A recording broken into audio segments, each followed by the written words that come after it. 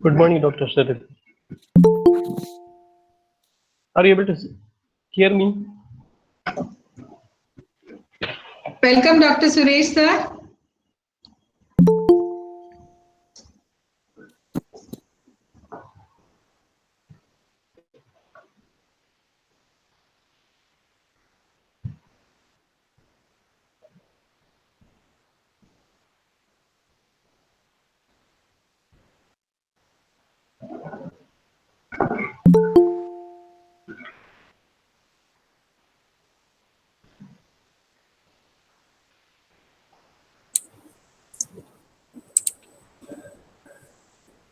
Good morning, everyone. Good morning. I welcome you all for this webinar.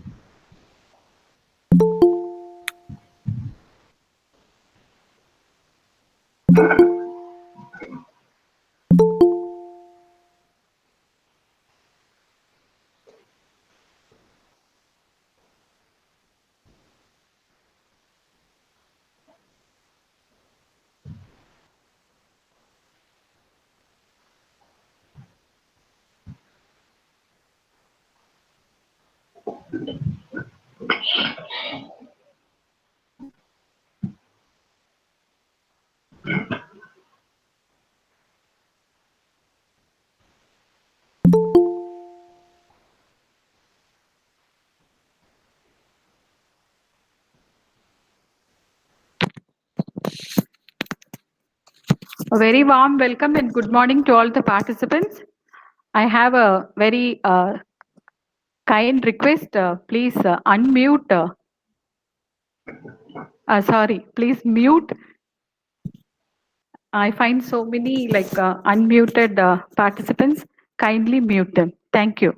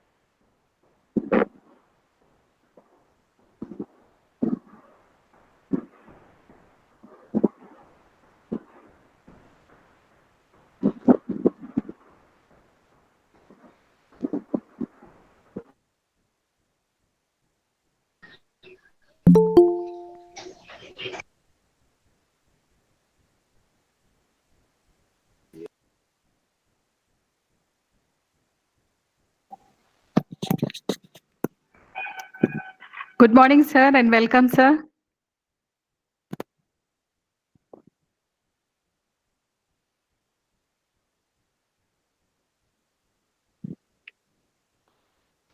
Good morning, everybody. Good morning, Dr. Bhaskar Manimaran, sir. Very good morning. Very good morning, VC sir. Sir, good morning, sir. Welcome you, sir. Good morning. Good morning. Yeah. Good morning, sir, and a warm welcome on behalf of the organizing committee, sir. Thank you, organizers. You have been doing a good job. Thank you, sir. Madam, you may start. Okay, sir.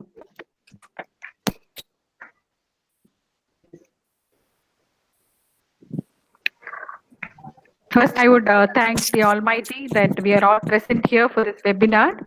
Good morning and welcome, everyone. And thank you for joining us today for today's webinar. I'm Dr. Cheryl Anthony, and today we have our Dean as convener, with our respected Vice Chancellor as the patron, and the faculty of Department of Aquaculture, Fisheries College and Research Institute, Thuthukudi, Tamil Nadu, hosting the national webinar on aquaculture innovations, sustainability and beyond.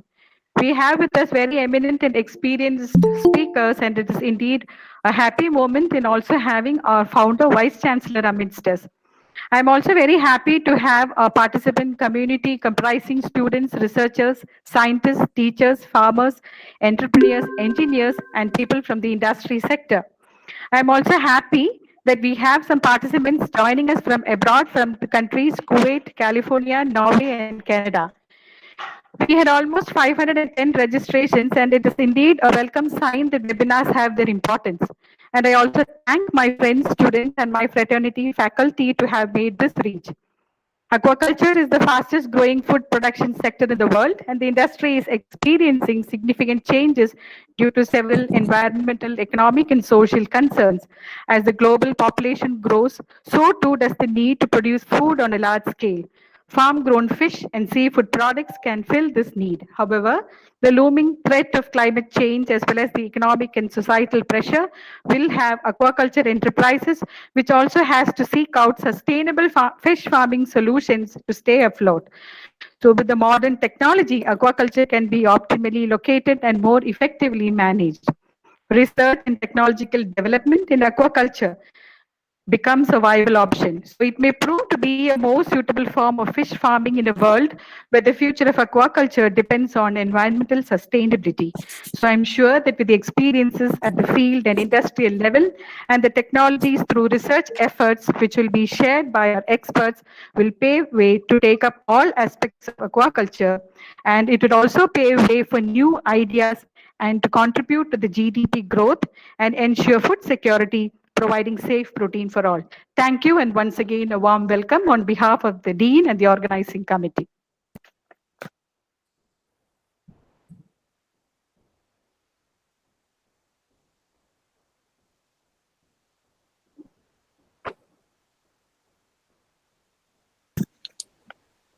Thank you, ma'am, for a brief introduction about the webinar. Let's commence the program now. First, I request Dr. B. Sundaramurthy, Dean, Fisheries College and Research Institute, Thuthukudi, to deliver the welcome address. Sir, please.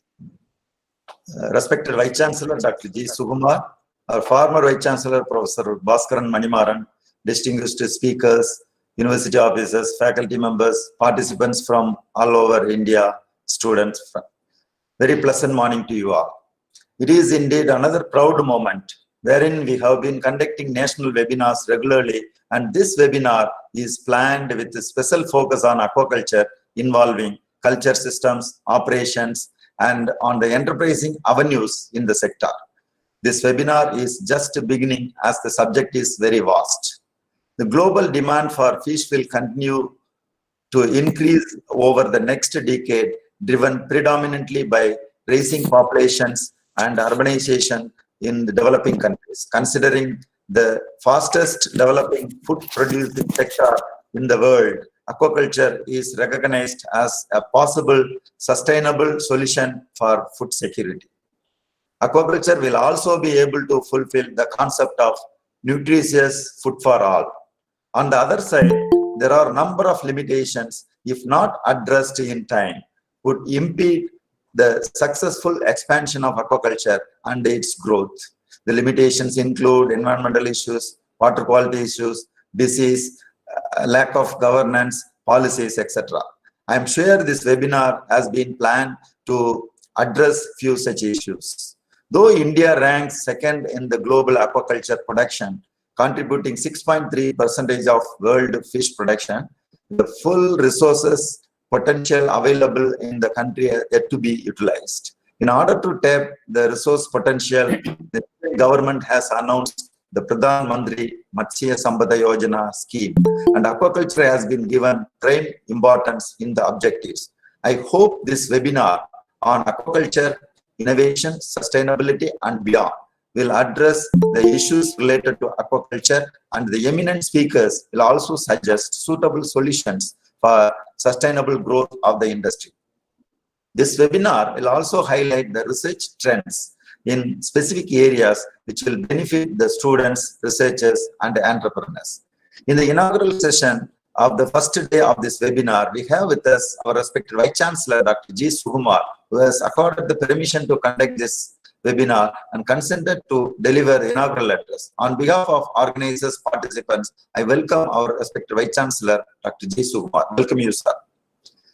I am extremely happy to welcome former Vice Chancellor of TNJFU, Professor Bhaskaran Manimaran, who has agreed to share his knowledge on aquaculture, particularly shrimp farming. Welcome you, sir. I am happy to extend warm welcome to the invited speakers, experts from various institutes and industry. Dr. A.K. Anil, Principal Scientist, CMFRA Willingham Center. Atul Kumar Jain, Founder and Director, Ornamental Fisheries Training and Research Institute, Rajasthan. Dr. Rajaram, Nutritionist and R&D Head for Indian Operations, Growbest India Limited. Dr. V.R. Suresh, Principal Scientist, CMFRA Kochi. Dr. Kaladharan, Principal Scientist, CMFRA Kochi. Dr. Banerjee, Senior Scientist, CAFE Mumbai. And our own alumnus, Mr. Christopher, Aquatic Remedies, Chennai. I welcome you all for this webinar. I welcome the university officers, HODs, faculty, scholars, and the participants from all over India. Welcome you all. I hope you will be having fruitful and rewarding exchanges in this 2 days. This webinar provides a valuable opportunity for us to hear from the leading personalities and the scientists in the topic of interest. Once again, I welcome you all. Thank you very much. Have a great day. Thank you. Thank you, sir, for your warm welcome. Now, I kindly request Dr. G. Sukumar, Vice Chancellor, Tamil Nadu Dr. J. Jayalalitha Fisheries University, to inaugurate this webinar and to deliver the inaugural address. Sir, please.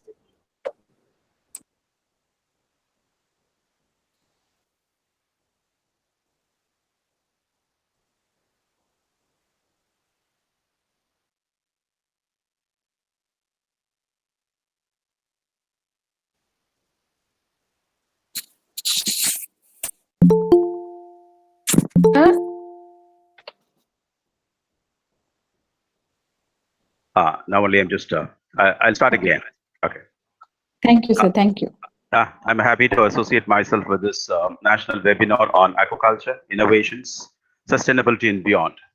So, Mr. Convener and Dean, Dr. B. Sundaramurthy, organizers, Professor and Head, Dr. Cheryl and their team, eminent speakers, faculty staff, and students and other participants. Good morning to you all. As our convener said, this is one of the very key areas, and our institutes have been rightly organizing webinars, a series of webinars. And in this series, this is something very, very important. Aquaculture being the prime area to reach our target that is envisaged by the Union government. We all know the government of India has initiated several programs or several measures to promote fisheries, especially enhancing the fish production in a sustainable, equitable manner. The Blue Revolution scheme launched in December 2015 with an outlay of about 3,000 crores for 5 years ending 2019-20, has resulted in several positive aspects. Notably, the fish production has increased to 13.75 million metric tons in 2018-19 from 10.26 million metric tons when it was originally planned. So export earnings has also reached about 46,589 crores from 33,442 in those period. When productivity especially has gone up to 3.3 tons per hectare from 2.3 tons per hectare. So foreseeing this immense potential for development of fisheries, the government of India has announced the Pradhan Mantri Matsya Sampada Yojana. So with a budget allocation of about 20,050 crores, and the importance, as we know, has been given to all areas of fisheries and aquaculture. All areas of aquaculture sector has also been given paramount importance, especially ornamental fish farming, seaweed farming, bivalve farming, shrimp farming, marine cage farming, and aqua feeds. So when you talk in that context, currently, almost about 70% of our fish production, that is about from about 13.75 million metric tons, is contributed by inland sector, mostly from aquaculture, including coastal aquaculture. If you are to achieve the target of 25 million metric tons in the next 5 years, it could only be through aquaculture, where productivity has to be enhanced to about 5 tons per hectare in 24-25, which requires science-based farming on a large scale with the best management practices and manage our aquatic resources. The first of the objectives of PMSSY is harnessing fisheries potential in a sustainable, responsible, inclusive, and equitable manner. So, which talks about the good intent of the Union government. With the formation of a separate Department of Fisheries in February 2019 and a ministry in June 2019, a lot of proactive measures are happening in Indian fisheries. Aquaculture is one of the fastest growing food producing sectors of the world and has got a reputation as a significant contributor to food security and income generation. The current growth rate of aquaculture production exceeds all other types of meat production and is expected to continue to increase as the agro-science industry expands. More than 90% of world aquaculture production takes place in developing countries. However, Indian aquaculture heavily depends upon carps in the freshwater front and banamai in brackish water and coastal areas, which needs to be addressed sooner than later. And we need to need alternate candidate species for sustainable growth of the sector. So coming to the ornamental fisheries, India is blessed with 374 indigenous ornamental freshwater species and about 700 indigenous marine fish species, which are suitable for ornamental purposes, having great demand in the international market. The culture of freshwater ornamental fishes is mainly limited to the states of West Bengal, Tamil Nadu, Kerala, Maharashtra, and recently Karnataka has also joined the trek. In India, 5,000 production units have been reported in West Bengal, which constitutes about 55%, and Tamil Nadu constitutes about 30%, Kerala 5%, Maharashtra and others a meager 7%, and Northeastern islands contribute only about 3%. So domestic ornamental fish trade was estimated at 500 crores, whereas the export is far, far below. It only contributes less than 10 crores of rupees as of 2017-18. However, the growth is about 11.6 per year, and definitely there is a positive change. And in order to further develop this industry, the government of India has allocated about 576 crores of rupees for ornamental promotion of ornamental and then recreational fisheries under the PMSSY scheme. Seaweeds is yet another underexploited resource in our country, considering the vast utilization of this in the Far East and in the West. Seaweeds are rich in sulfated polysaccharides like fucoids and polyphenols, which have several bioactive properties besides their nutritional value. And in India, we have not exploited that for our nutritional requirements. So according to the Ministry of Fisheries, India has around 60 commercially important seaweed species, of which only a few, like Capaphycus, Sargassum, Gracilaria, and Gelidelia, are being exploited. that too on a smaller scale. India produces about 20,000 tons, while the country's potential has been estimated at 1 million tons. If the actual potential is reached, this stream can give employment to about 6 to 7 lakh of people. Indian government has allocated substantial amount to promote the cultivation of seaweeds as part of this PMSSY, in which the first step should be a thorough survey of the entire coastline to find which species can be grown where and where natural harvesting is better. Above all, seaweed farmers should be educated about the prospects and also to be given the knowledge about what species can be grown where, and they have to be provided with the inputs and backward linkages with the markets. Coming to the marine fisheries, so the total marine landings in 2019 was recorded at 3.56 million metric tons. The overall production has risen, but there was a drop in catch in states like Maharashtra, Goa, and Kerala, which were known for their good catch. And with the climate change, there has been a shift of some of the fishery, and that also needs to be addressed. In order to compensate the drop in catch, concentration is now being given towards marine cage farming with the aim to create livelihoods, to reduce the over-dependence of the on the sea, and to increase production. Depleting catches and massive destruction of the fishing grounds and also the aquatic life underneath by the fishing vessels are some of the reasons why there is a dwindling catch, and we need to look for culture aspects in the by way of sea cage culture. The country currently has around 3,200 marine cages. The total production from these cages stands at around 4,500 tons annually, with the main species being Indian pampano, cobia, and the Asian sea bass. CMFRA has projected that even if 1% of India's inshore waters were used for cage farming, which is a huge area, of course, this would allow for the deployment of about 8,20,000 cages with a production potential of 32 lakh tons. The system is doing well in some of the states, especially the southern states of India, while in the eastern part it is slowly picking up. However, the limiting factor is the non-availability of appropriate seeds of candidate species. So in fact, there is a great demand for cobia, but we are not able to supply. The demand is so high, but we are not able to supply for even the existing cages.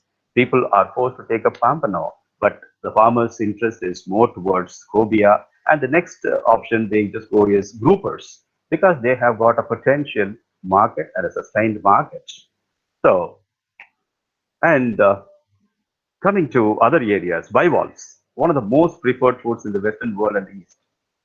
But in India, bivalves have been considered a subsistence food for the poor, especially in Kerala and Goa, where the culinary preparations with bivalves go a long way back in history.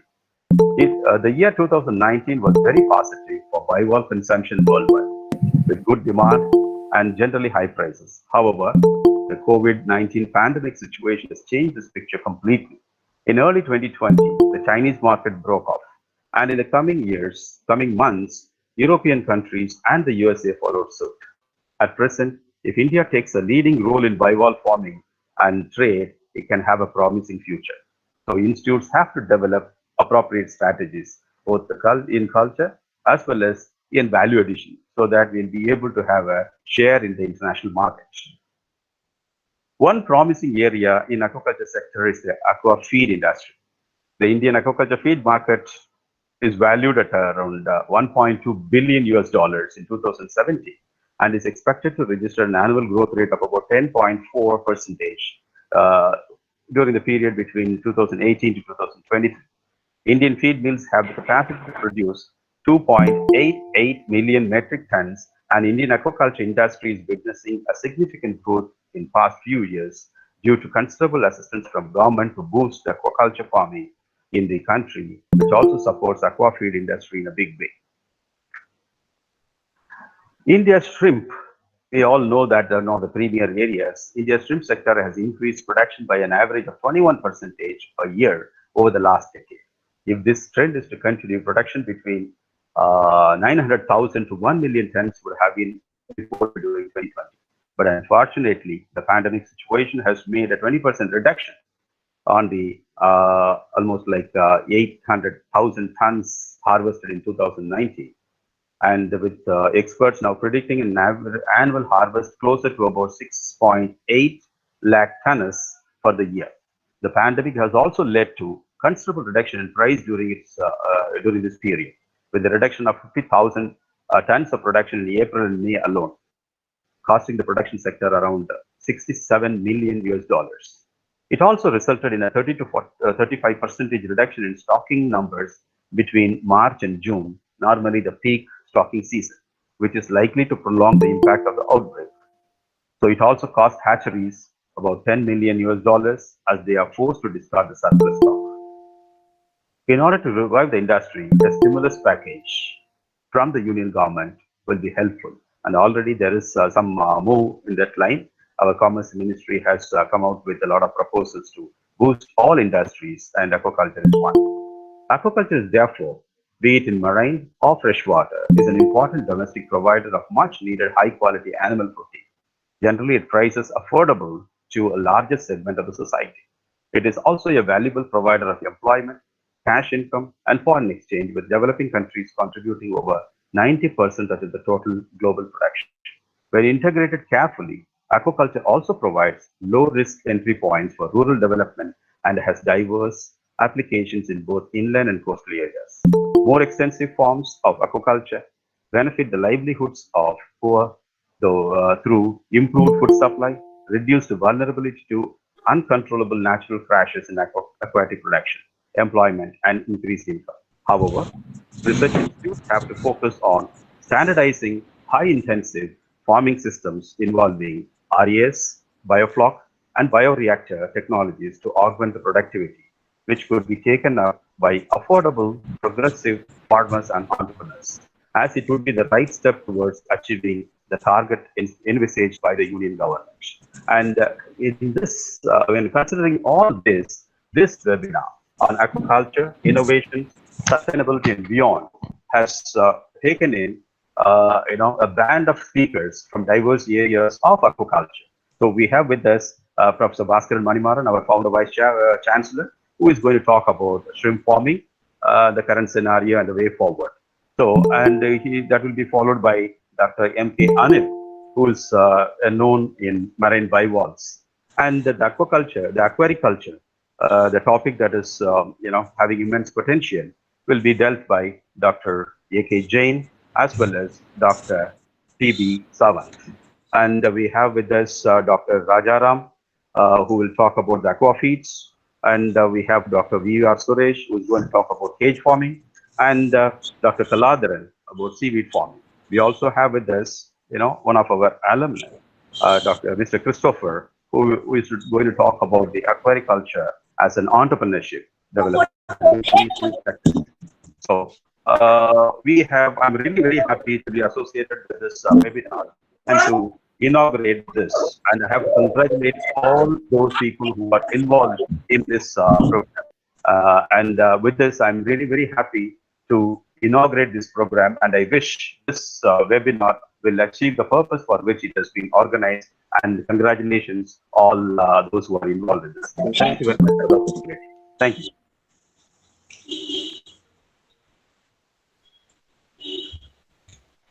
Over to the organizers, please.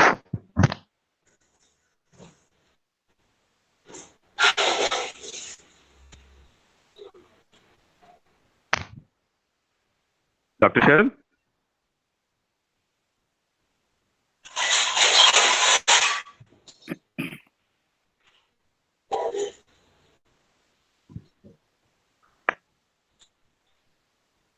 Dean, you may guide the people to continue with. Dr. Cheryl? Yes, sir. Yeah, please. Thank you, sir, for inaugurating the program.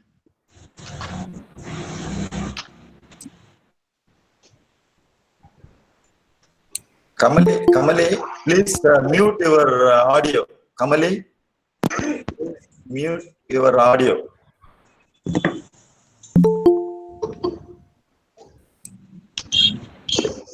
Kindly request all the participants to mute yourself.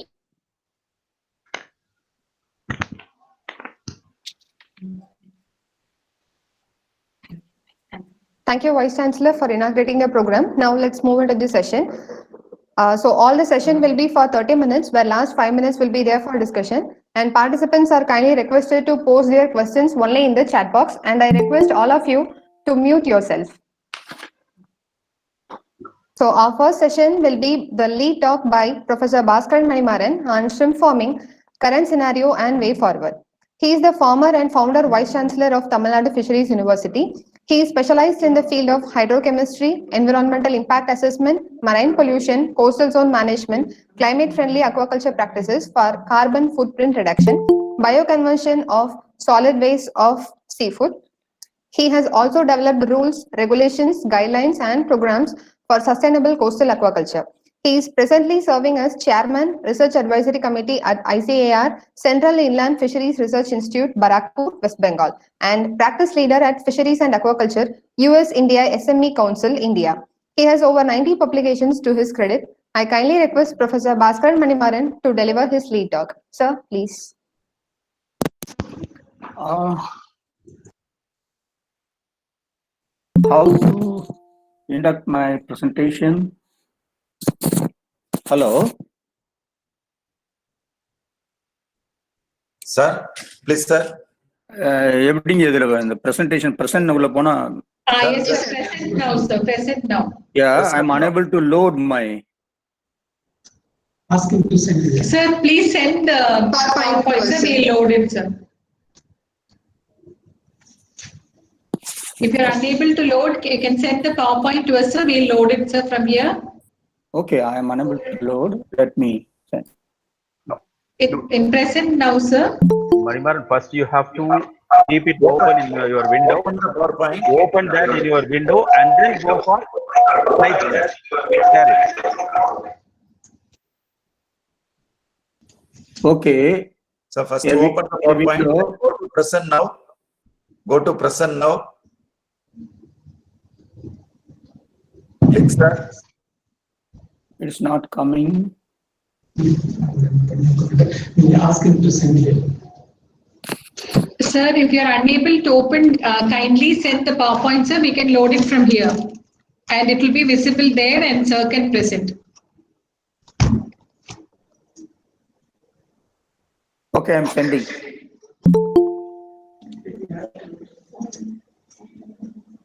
Sir, please send it to Sujathkumar sir's email, sir. Thank you. I don't have his email ID. I can send to your email. Okay, sir. Okay, sir. Thank you, sir.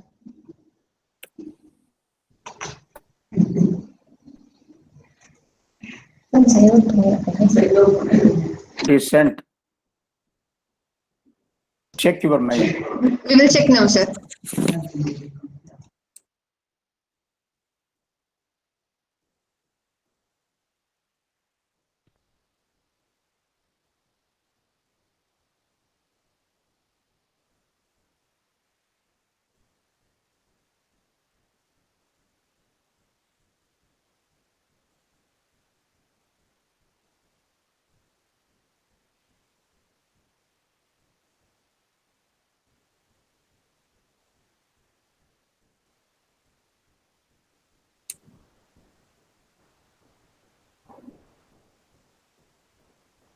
Sir, excuse me, sir. Yes, You sent to my Gmail or TNFU, sir? I think it must be TNFU. Already you sent some communications. Yes, sir. But I have not received it. I'll refer.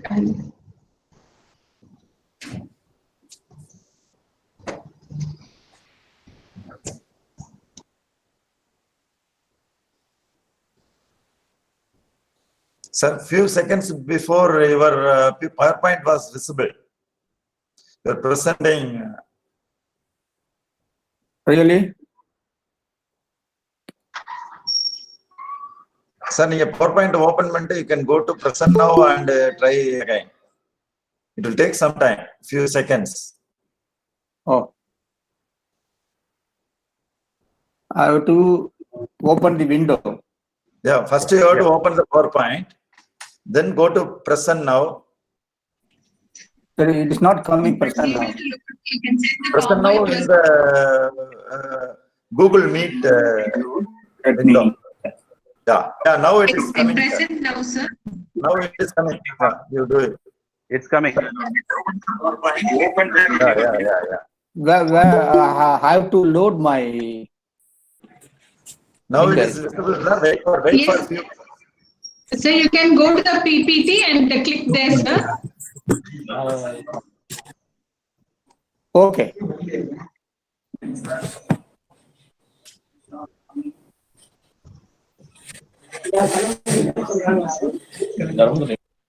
Sir, if you activate open, kindly send the PowerPoint, sir. We can load it from here. And it will be Are you able visible to? there and, Are you able to? No. I have shared my PPT. Are you able to see? No, sir. No, sir. Thank you. I don't have.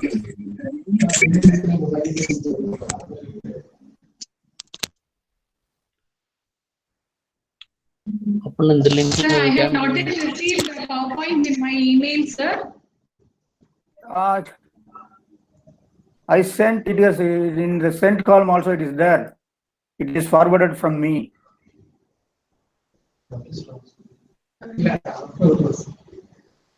Screen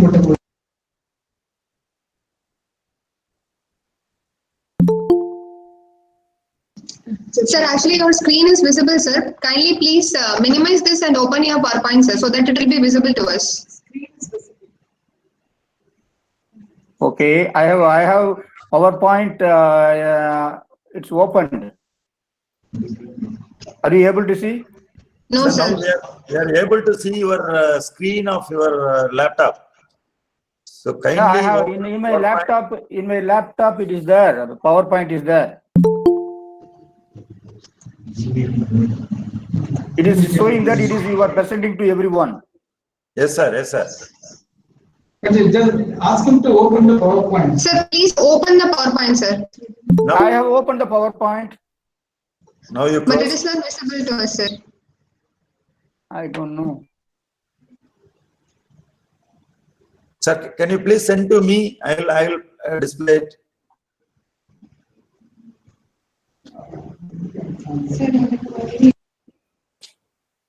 To Dmail. What is the thing? Sir, I have received. Sir, we have received a PowerPoint here. We will present it now, sir. Okay, please.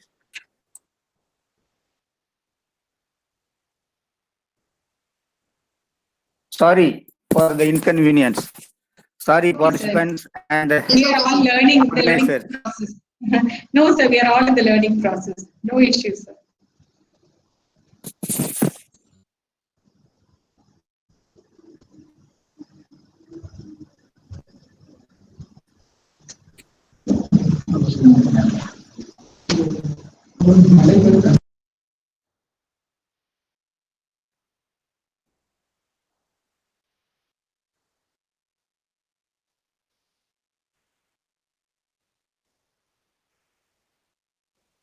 Are you able to?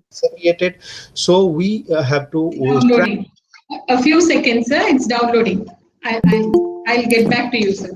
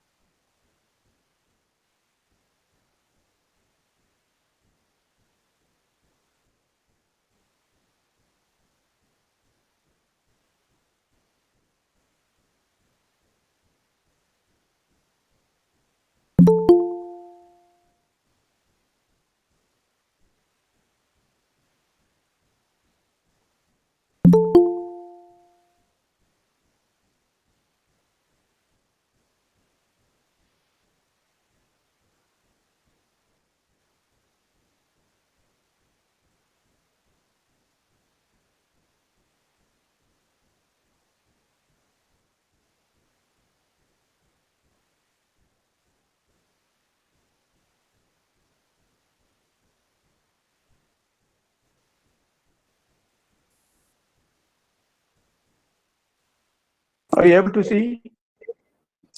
Yes, sir. Now you can start, sir. Are We you are able able to see. Yeah. I have shared my screen. Yes, sir. We are able to see your screen. Yes, it is visible, sir. You can press the now. At last, I'm sorry for the inconvenience. Sorry, participants and organizers. Yeah, I am the opening batsman. I'm going to present a topic on shrimp farming, current scenario and way forward. And it's well known to everyone in the fisheries and aquaculture industry that aquaculture is a market-driven activity. So let us examine the markets for the shrimp initially first, then we will go into the shrimp farming activity. So India marine products export trend. This slide clearly indicates you about this graph indicates you about the Indian marine products export trend. It is the last 10 year of trend is given here. It starts from you imagine the production, the export was 10,000 crores in the 2009, and then it has reached in the 2019 the 46,000 crores. And I imagine that it's a very, very tremendous growth as far as the India is concerned, and particularly the export of the foreign currency, dollar earning export. And why this steep increase in this export trend? You know that this country witnessed the introduction of Vanami in the year 2009. From that day onwards, the shrimp farming contributed a lot to the Indian marine products export, and it reached more than 46,000 crores in the year 2019. And if you examine the percentage contribution of capture and culture to this export trend, are you able to hear? Excuse me? Yes, sir. It is audible, sir. Okay. Yes, sir. You're clear. Okay. And the capture is the 68.51%, and the culture contributes to the more than 31. And as for the value is concerned, it is the 51.82%. And in the marine products export, the shrimp exports contributed to the 42% share in by quantity, and 69 around 70% in value to the exports. So this clearly indicates that marine products export is a farmed shrimp centric. So the shrimp farming is the contributor a lot to our foreign exchange. This country is a shrimp farming nation. This slide indicates that how much we produced in the 2019. You say it is the 7 lakh tons, and the value was around the 34,152 crores. I mean, the 4.8 billion US dollars we earned out of the shrimp exports alone. This bar chart clearly indicates our position in the global farmed shrimp production. What is our position? See, for the past 3-4 years, our position is the top in the world. So for shrimp production, we are the top shrimp producer in the world. 2019, we have achieved a very, very top production in the year 2019, and this year because of the COVID-19, we got less production. Among the 15 shrimp farming nation, India is the top shrimp farming nation in the world. And let us examine the status of shrimp industry in this country. So as I told that our export trade is 7 billion US dollar. It is actually it is the 4.3% of the global share. We are the 4th largest seafood exporter in the world. And as far as the shrimp is concerned, we are the largest shrimp exporter in the world. Approximately, we have exported 0.65 million metric tons in the year 2019, and we are projected to grow to the 1.4 million metric tons in the year 2024, and projected value to grow from 4 billion to 8 billion US dollar in the year 2024, for which government is gearing up with a lot of schemes. This bar chart indicates the shrimp production from the 2010 to 2018 in our country. Why this is given? Below that, you read that during 2000, it is analyzed for these 8 years, and we have come out with a compounded annual growth rate of 27%. No other food producing sector has attained this much growth rate in the near past. So shrimp farming is the most promising export-oriented food production sector, and the enormous growth rate of 27% has been achieved in the past. So for which we require the strong infrastructure. Let us examine what are all the infrastructures we have. We have the 460 hatcheries. Our production capacity is 42 billion seeds, and we have the feed mill of 18 number of feed mills for the shrimp alone, and the production capacity is 1.1 million metric ton, and we have shrimp farms of more than 70,000, and the area under production is 1,71,000 hectare, and we have recorded the shrimp production of maximum of 6,82,100, say 7 lakh metric tons, and average productivity is 8.2 metric ton per hectare per year, and see, processing plant is around 615 plants. Our production capacity is 34,000 metric ton per day. So as far as Indian shrimp market is concerned, it is dominated by the pinnace wanami. Only 10% of the pinnace wanami production is given by the pinnace, contributed by the pinnace monodon, and Andhra is the #1 state. And the size of the export, size of the that 31 to 40 counties dominated in our shrimp market. And this slide gives you on the glance on the shrimp export from India. In the year 2018, you could see that 38% of our export has gone to the US, and 31% has gone to the combination of Vietnam and China. And in the year 2019, 41% of our export has gone to the US. We are the sole largest exporter of the shrimps to the US. Let us examine what happened in the status of shrimp farming is operated in 2 crops mostly. Of course, after the introduction of the wanami, round the year, people are going for 3 crops. Some people are going for the round the year, the crop, and continuous crops. So normally there are 2 crops, summer crop and winter crop. What happened to the summer crop? You know that impact of COVID-19 has crippled the summer crop. And normally summer crop starts from the March. Because of the COVID-19, government has issued strict measures on workplace environment during the lockdown, which disrupted the farming and processing operations. You know very well that both farming and processing operations cannot be undertaken without the workers, laborers. These laborers are mostly 60% of the laborers are the migrated laborers, migrant laborers.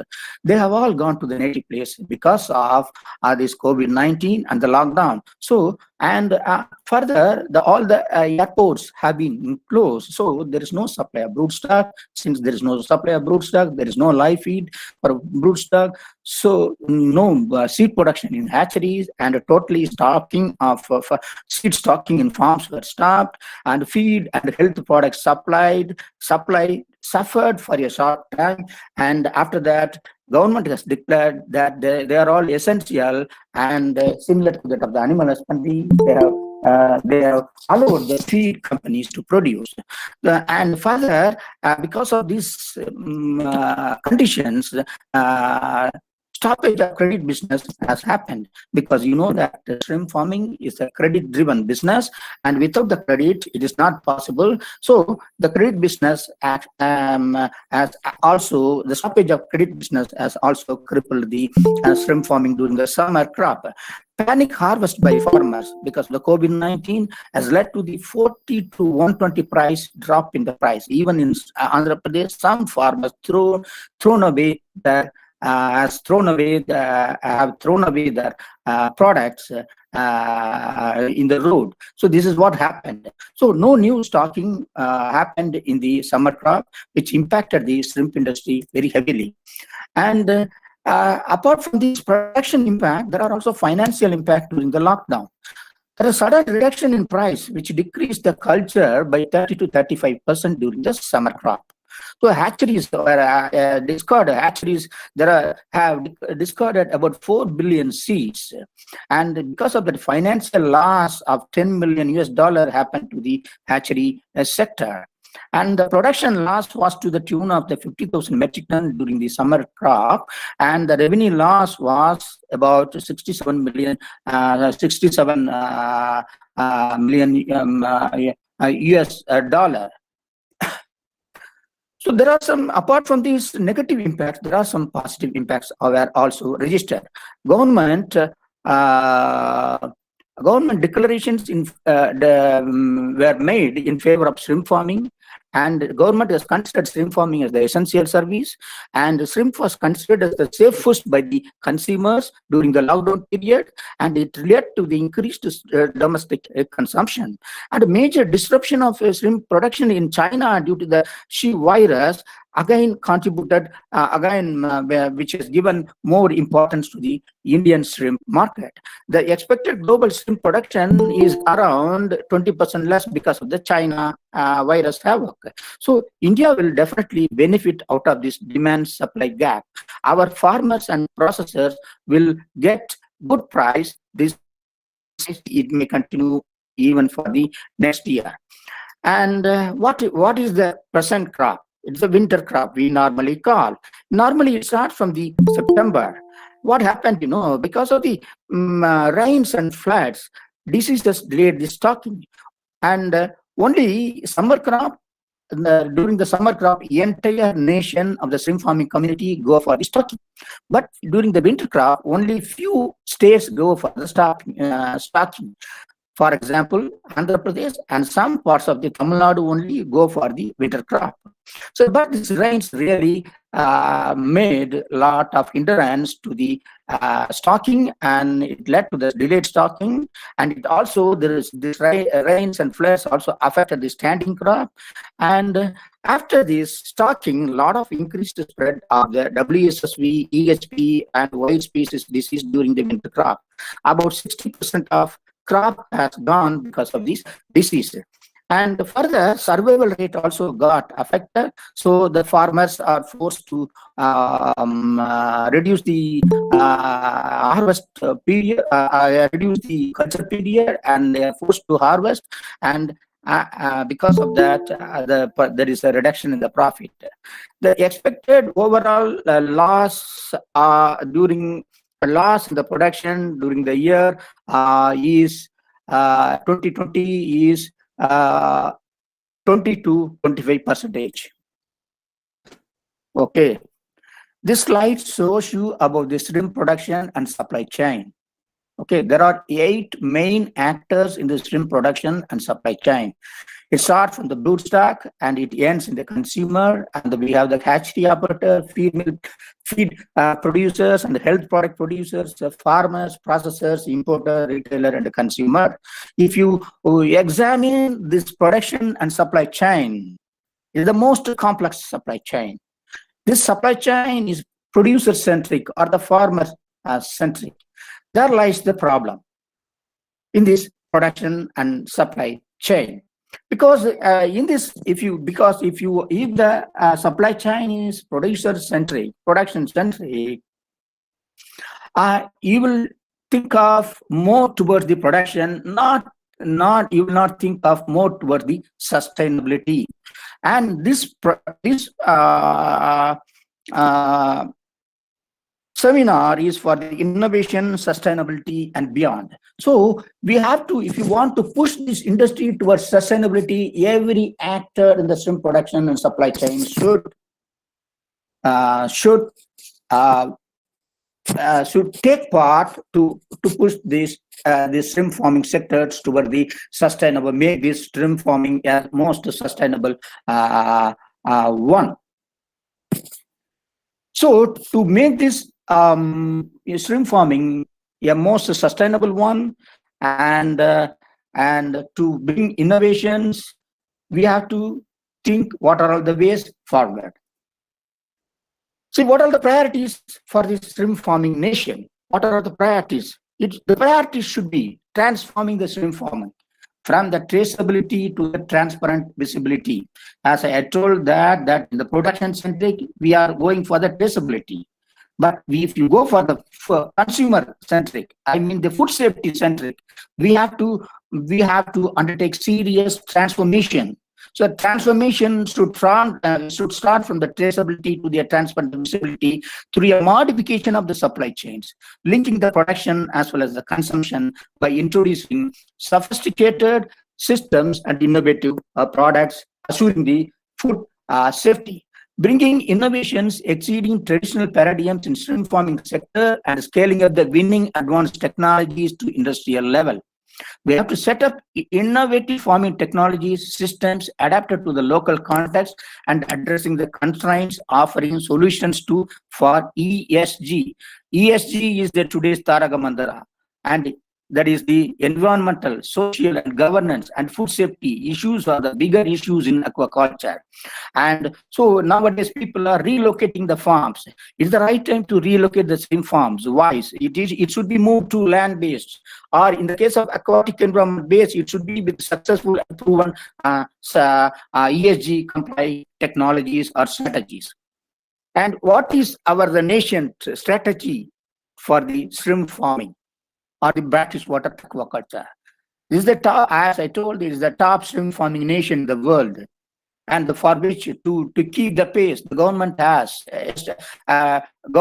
declared a lot of schemes for this, particularly for the brackish water aquaculture. Here you see that every scheme is targeting towards export, targeting towards the production. It's all production centric. Okay, see what is the purpose? That doubling the exports. That we are planned to export, we are planned to double the exports. That is a 7 lakh to 1.4 million metric ton shrimp production by 24-25, and for which we are going for so out of 12 lakh hectare, we have only the 1.84 lakh hectare under cultivation. We are planning to add 70,000 more hectares under the shrimp cultivation. We are going to add few more species apart from SP of Galmanavi and shrimp indicus as well as the monodon. And we are also planning for a big way in cold chain and markets and marketing infrastructure. All these schemes will be implemented through the states and union territories, for which they are making policy reform, identifying the disease-free zones, and they are planning for the mass registration of farms and teaching the good aquaculture practice and BAPs to the farmers.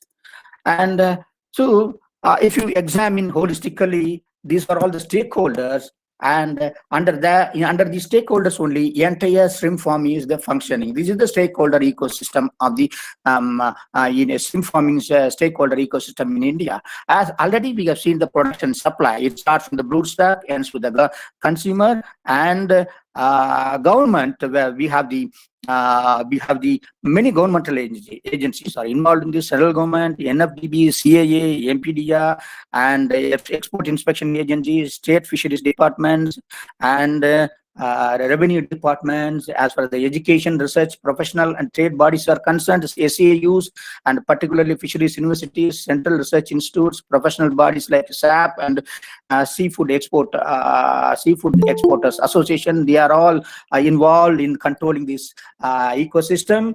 And finally, financial institutions for like NABARD. As we are coming at the agriculture, we are driven by the NABARD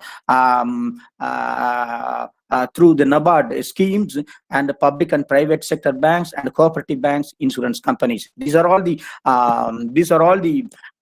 and apart from the some certification bodies are also there in this ecosystem.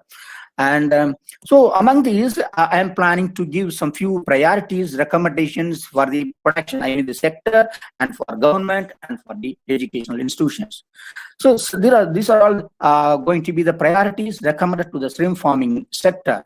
And the bottom line approach is we have to think beyond. So a lot of challenges are there in front of us in the shrimp farming sector. So we have to think beyond and we have to solve different way. Then only we will be able to get rid of our problems. So as this this seminar is meant for the showing the innovations in aquaculture.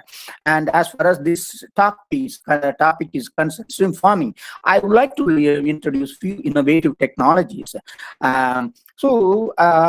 As far as few innovative technologies concerned, the land-based, which is having the closed-loop system, which is environmentally safe system. The number one is RAS. Number two is biosecure, meaning nurseries, which could be put in between the hatchery and the grow outs. So RAS is now it is coming up like anything. And as far as India is concerned, many small RASes have been given, but they are not functioning. And apart from this land-based farming, we can also think of aquatic system-based farming. That is a pond. Now, in the open pond, the recirculation is possible. For example, there are some open pond recirculatory systems are available, and biofloc is also possible. And next, we have to think of the shrimp farm automation. It enables us to convert this. It will convert the shrimp farm into a smart farm, and go for the automation, automatic feeder, and sensor-based water quality monitoring and aerations. And think of the software using for managing the farm, including the software, the farm management tool, efficient method of the aeration, mechanized harvesting, modern refrigerated transportation of materials. All these things could be included in for the purpose of shrimp farming automation. As far as my knowledge goes, the information technology intervention in will definitely bring sustainability of the sector. As this conference concentration on the sustainability and innovation, I would like to, this innovative technology, I mean the information technology, will bring the sustainability to the sector. As during the opening talk, Vice Chancellor told about it's a science-driven. Shrimp farming is a science-driven. Aquaculture itself is a science-driven. So shrimp farming is a science-driven activity. It enables intelligent way of farming. Scientific data generated and analyzed using tools opens up a new channel in optimizing aquaculture operations. Traditional farming practices were being replaced by scientific and modern technologies. Shrimp farming industry is now pursuing for a data-driven farming. Then only we will make this possible, make the sustainability a possible one. And again, knowledge is the basis for any sustainability. We told that data-driven is responsible for the sustainability. Knowledge is the base for the sustainability. So data will give you the patterns, and the patterns will educate us the knowledge. Once you are educated through knowledge, definitely you will do the improved action. The improved action only can push the shrimp farming towards the sustainability. And my area, you know that being an environmental, I am always having the interest in the wealth. There is a lot of scope for converting the wealth into the waste into the wealth. This is we are talking a lot on this. There are both in the liquid and solid waste farmed in every stage of the supply and production chain of the shrimp farming. Okay, it accounts for the 40%.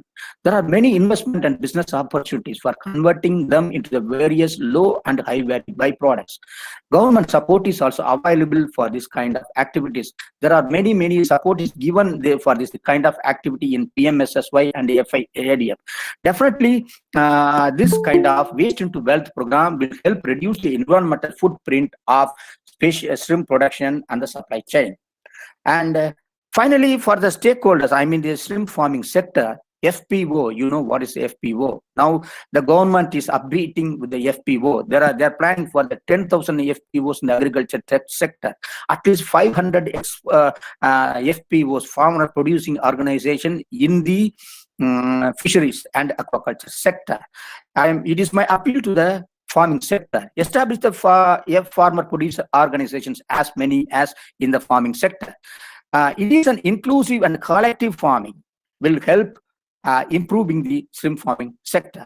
This is a bankable, equitable, transparent organization, and it will lead to improved access to the markets and the finance. If you form the farmer producer company, you yourself, farmer, can directly market their products to the international market.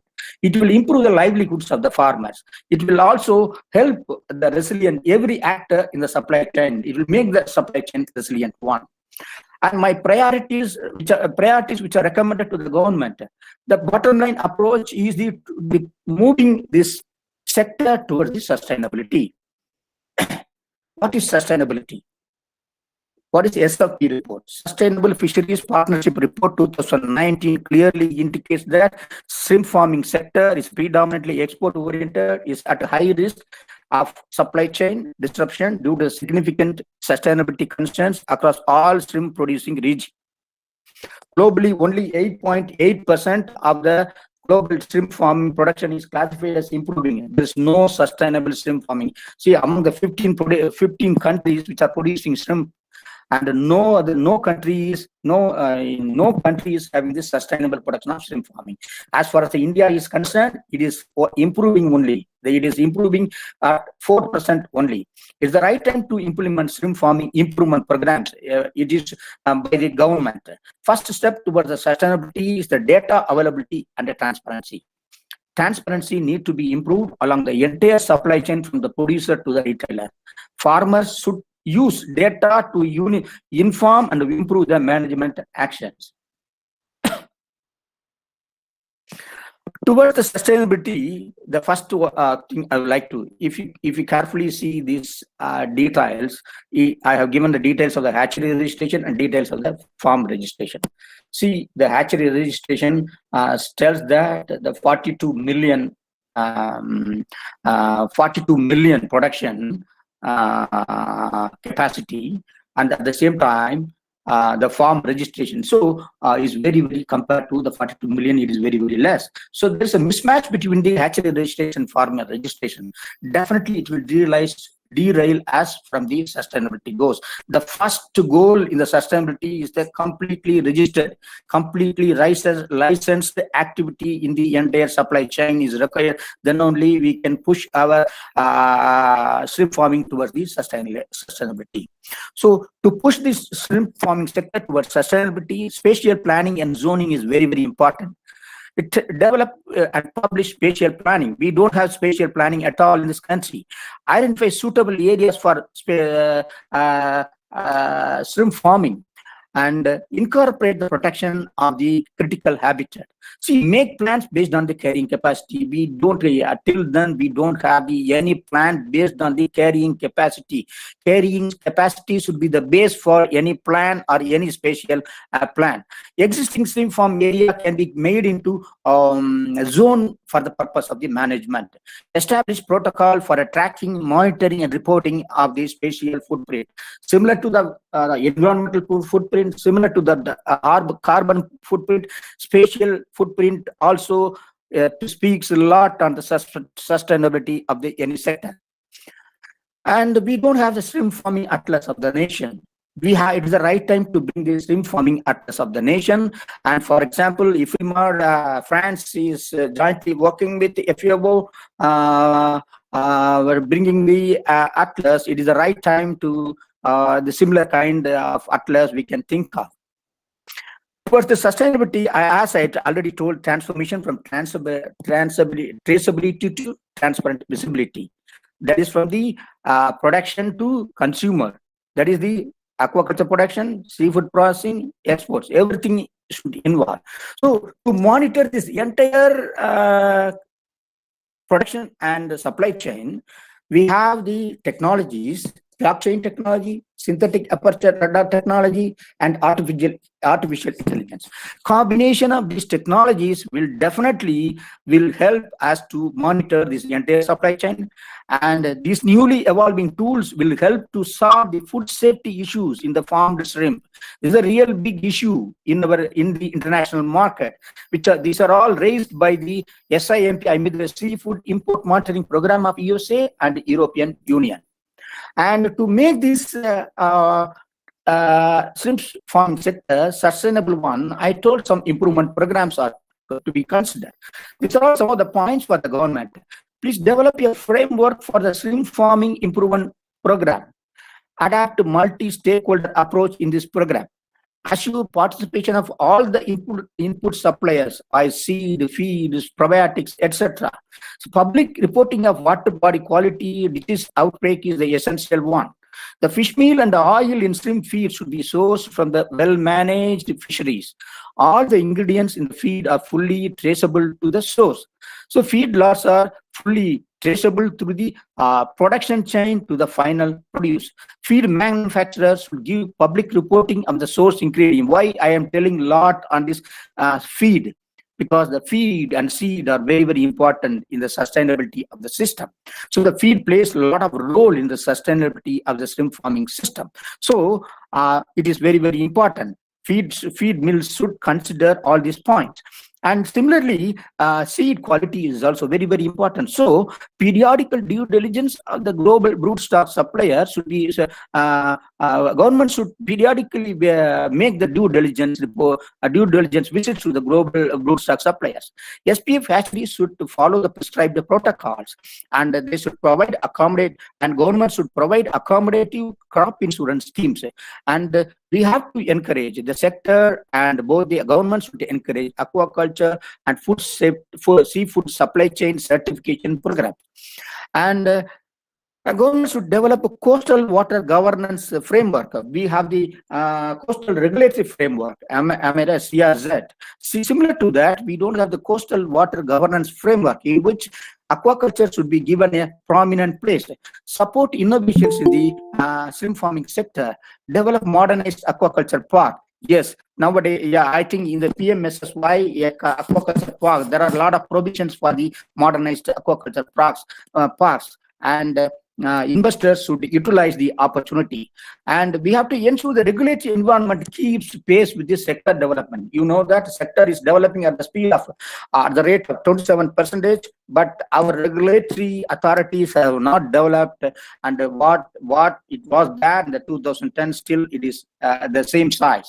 So national and regional regulatory framework for zonal management is required nowadays. So we have to think of regional and regulatory framework also. So internalize the cost of environmental impact into the aquaculture enterprises, and the capacity development of national agencies involved in the shrimp farming sector is the need of the hour, and assure robust monitoring and reporting programs, and government should keep eye on supply and demand of shrimp to ensure the support and investment are appropriate to the market. These are some of the points for the government to push these shrimp farming to a sector to make the more sustainable one. And I would like to give only one slide for the priorities. As a priority, which is recommended to the universities and research institutes, the bottom line approaches towards the development of ESG compliance technologies. And please think of developing the ESG compliance technologies. And we have seen many reverse engineering technologies in these countries. Many technologies which were developed elsewhere have been brought in, and we did reverse engineering. We have made the adaptation in this country, and it is performing well. Today's context, there are 3 areas are considered for ESG funding: environmental, social, and governance funding in the aquaculture area. Land-based RAS and IMTA. What is IMTA? Integrated multi-trophic aquaculture for open waters and seaweed farming. These are all the impact areas for the ESG funding in aquaculture, and many $billion are available for these programs in the World Bank and many parts of the world. And RAS is very popular for fish production, and it is getting popularity in shrimp farming also. And it is still more secretive. It is difficult to, you will be able to locate, you will be able to get more pictures about the fish RAS. You will not get even a single shrimp RAS picture. So that level, it is a secretive one. Even many of the countries which are not producing shrimps are thinking going for the shrimp RAS. For example, Russia is going for a shrimp RAS in a big way. But this country is a top shrimp farming nation. Here we don't have no shrimp RAS in this shrimp farming, top shrimp farming ration till today. We have to think for the shrimp RAS. As far as this country is given, RAS is given for the small timers, backyard type. So actually, it is, I think, in my opinion, it is misunderstood. RAS requires more investment, and it is meant for the industrialization of the converted industrial mode of the aquaculture. And one more part I would like to tell you, the value engineering. And in the government, recent government government has allocated about 30,000 crores for the fisheries and aquaculture, exactly for the brackish water aquaculture, 1,470 crores plus FID, fisheries infrastructure development project, in which 3,000 crores is available. So these are all available for infrastructure, but there is no fund is available to remove the inefficiencies. So research funds are now limited. So we have to remove a lot of inefficiencies.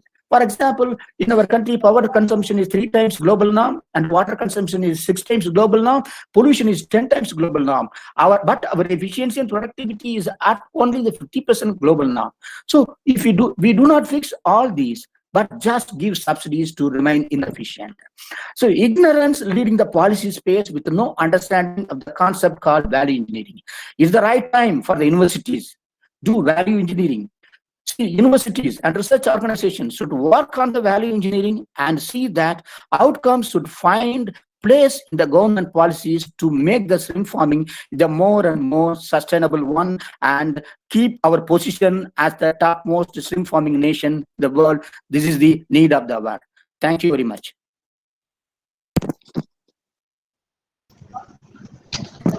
Thank you, sir. Thank you for giving a brief introduction about current scenario of Indian shrimp farming, status of summer and winter crop, the positive and negative impacts of COVID-19 in shrimp farming. We also thank you for recommending priorities to shrimp farming sector, government, universities, and research organizations. We strongly believe that these recommendations will definitely help us to take shrimp farming to the next level. Sir, we have a lot of questions for you, but we believe that we can take up all the questions after completing the sessions of the day. Okay, at what time I have to be here? So you have to be here by 12:45, sir. We'll call you, sir.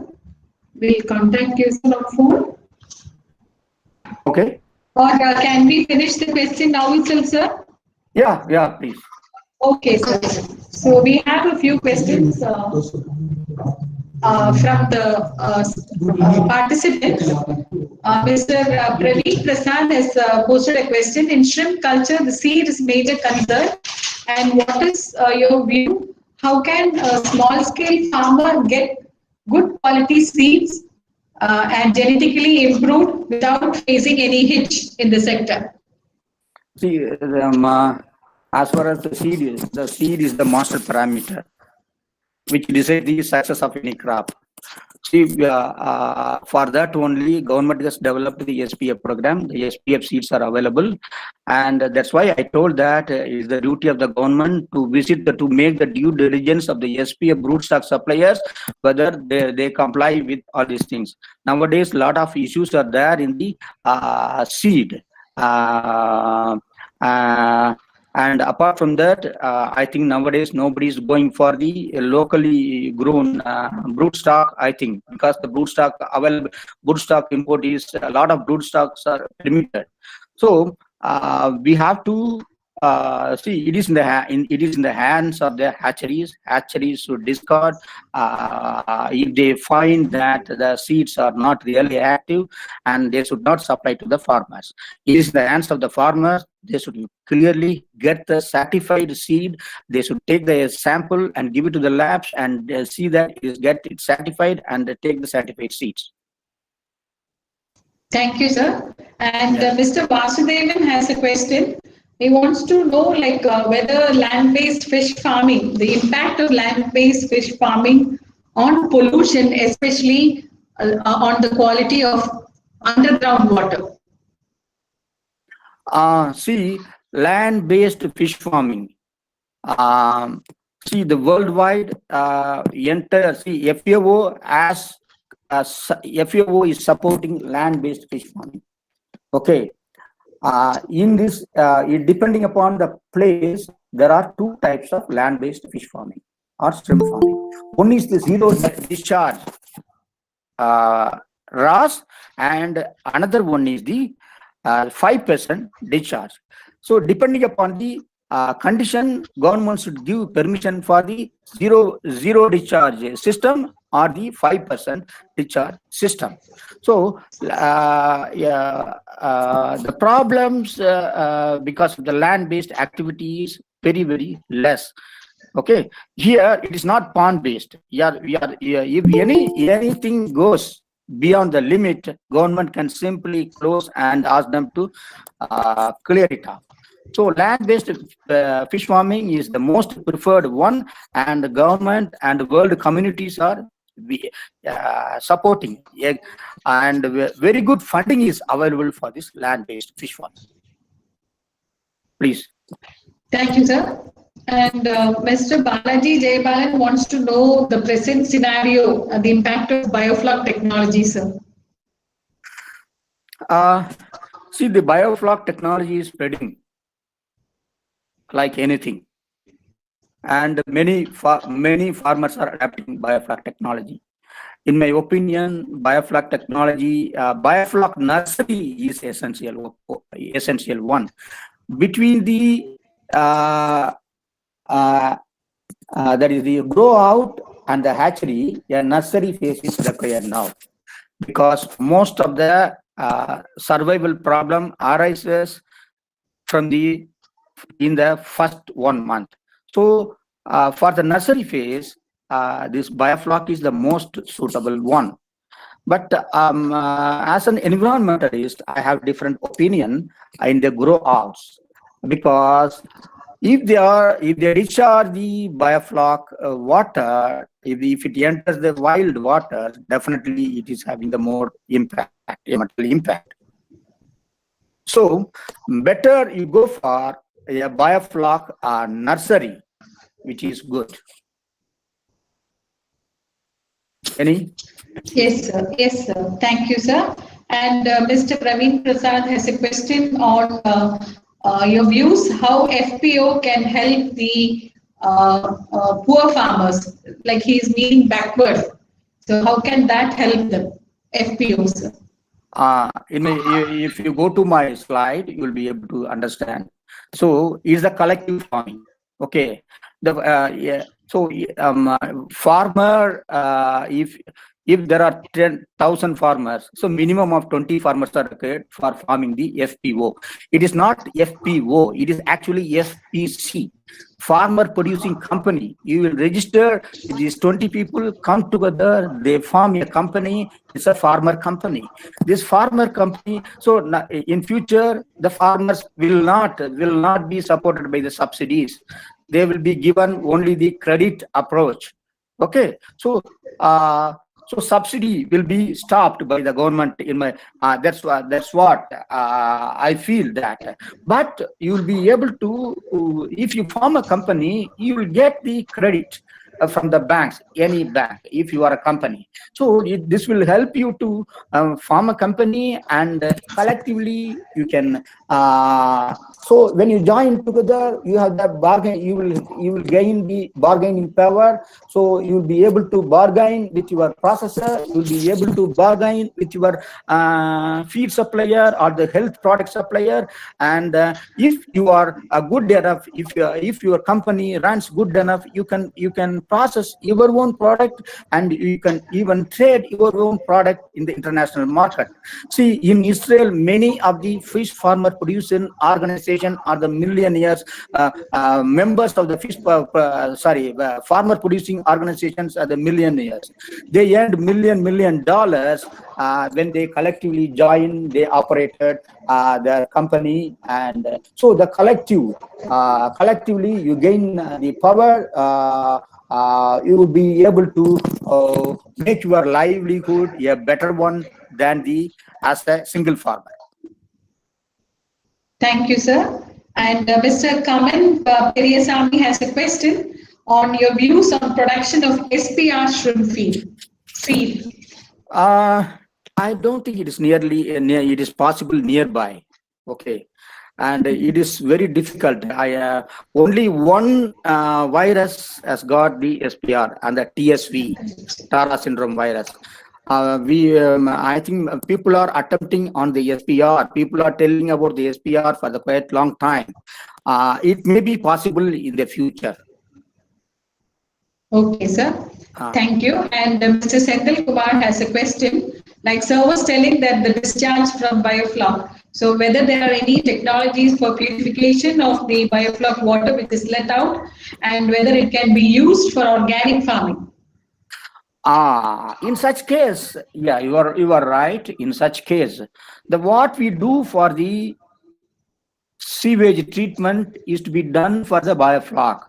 We have to go for the beds and stabilization of the water because it's a highly turbid. It's a dissolved organic carbon is very, very high. That is the issue.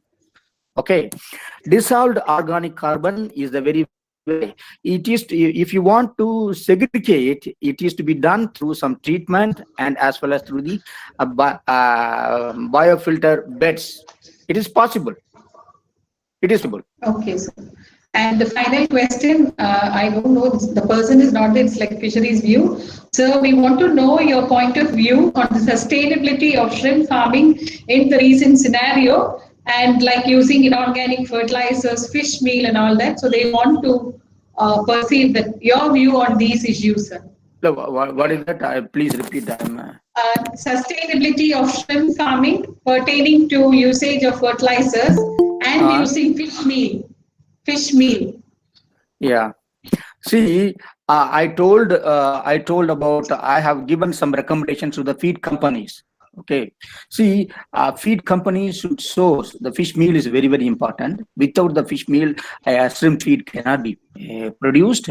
And but at least the Vanami, you can replace fish meal. You can reduce the fish meal composition. You can supplement with some algal proteins, plant proteins also. And so the fish meal should be.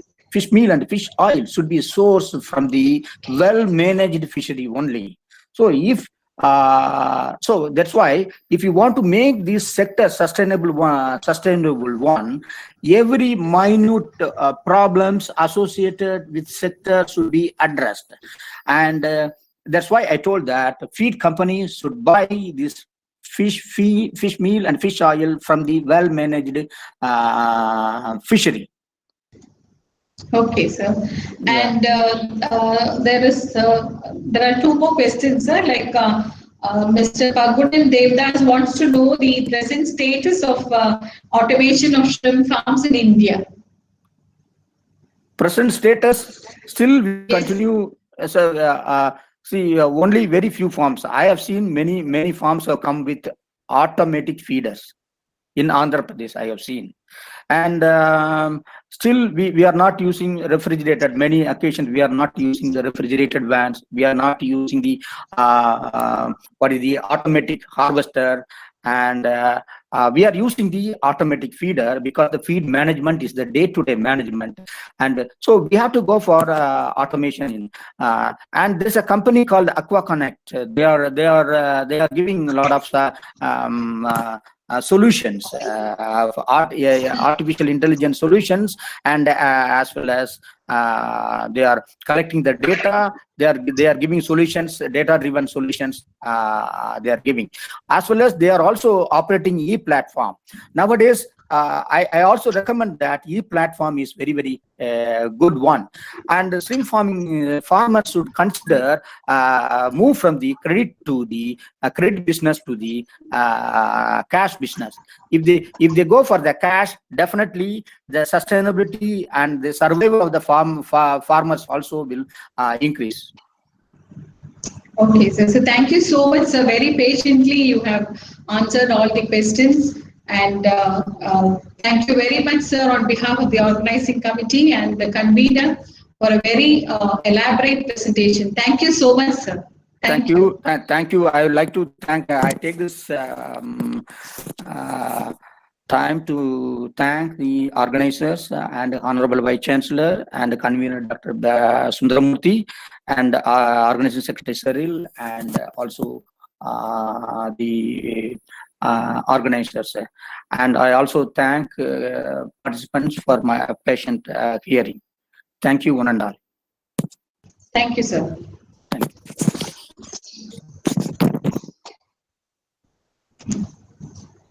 So as our second speaker, we have Dr. M.K. Anil, who is the Principal Scientist and Head at Willingham Regional Center of CMFRI. He is specialized in the field of mariculture, finfish and shellfish reproduction. He has established the first brood bank for marine fishes in India under CMFRI NFDB project. He has worked on the captive breeding and seed production of many species like brown mussel, green mussel, mangrove oyster, pearl oyster, pink ear emperor, cuttlefish, squid, mud crab, sea horse, and a few more marine ornamental fishes. He has 49 research papers and 6 books to his credit. So today he will be delivering his talk on production of marine bivalves, trends, challenges, and research progress. Sir, please.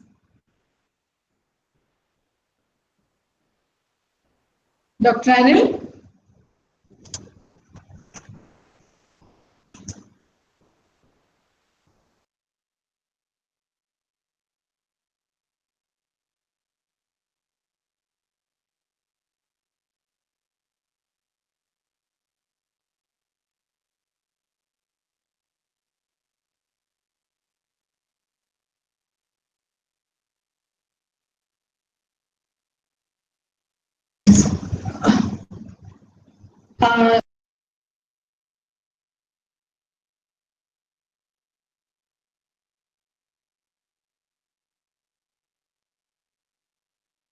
The phone.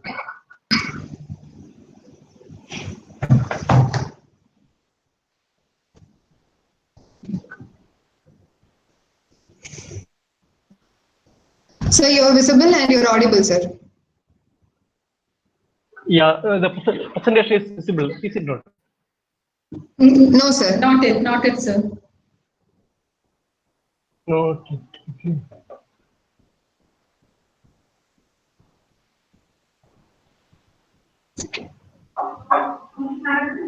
ഉണ്ട്. അംബരീഷ് വരാൻ പറയൂ. 1 second, sir. There is some problem. Yes, sir. Yes, sir. Yes, sir. Is it coming? Yeah. Yes. Has it come? Yes, sir. Yes, sir. Your screen is visible. You can go to your PowerPoint, please. Please open your PowerPoint, sir. Screen is visible. PowerPoint, Anil. Dr. Yeah. Anil, your PowerPoint. Yeah. I'm hearing. I'm trying. You're presenting. I will start on something. I'll just please. Yes, sir. Yes, sir.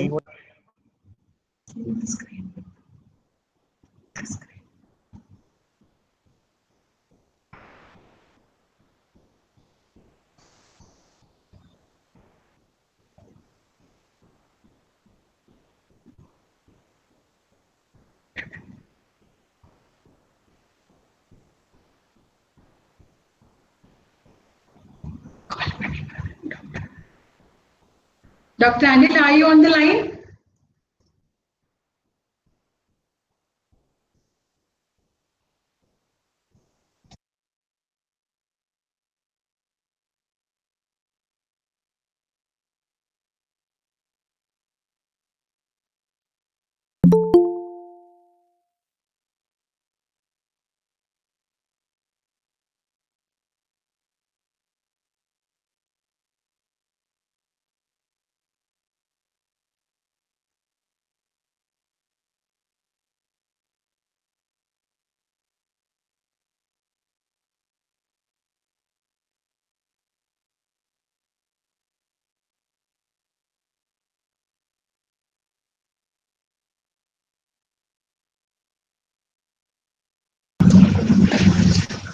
Participants who are unable to log in through Google Meet can kindly view the program using the YouTube live streaming link, which we have already sent you by email yesterday. connect.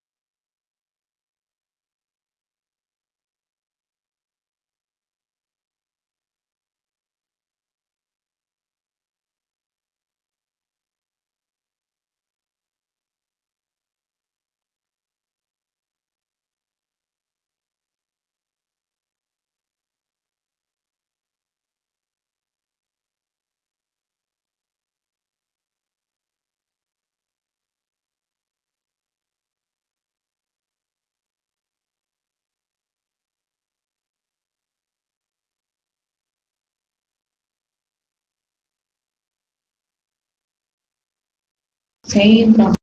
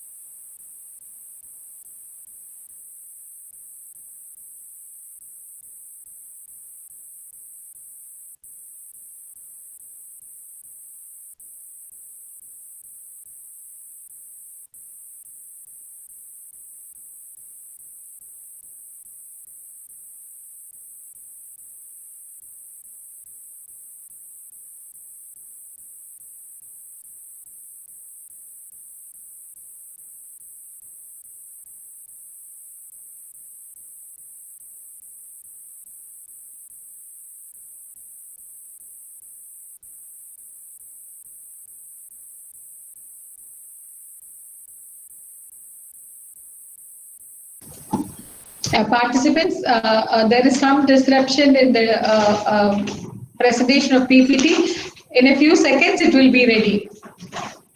Thank you.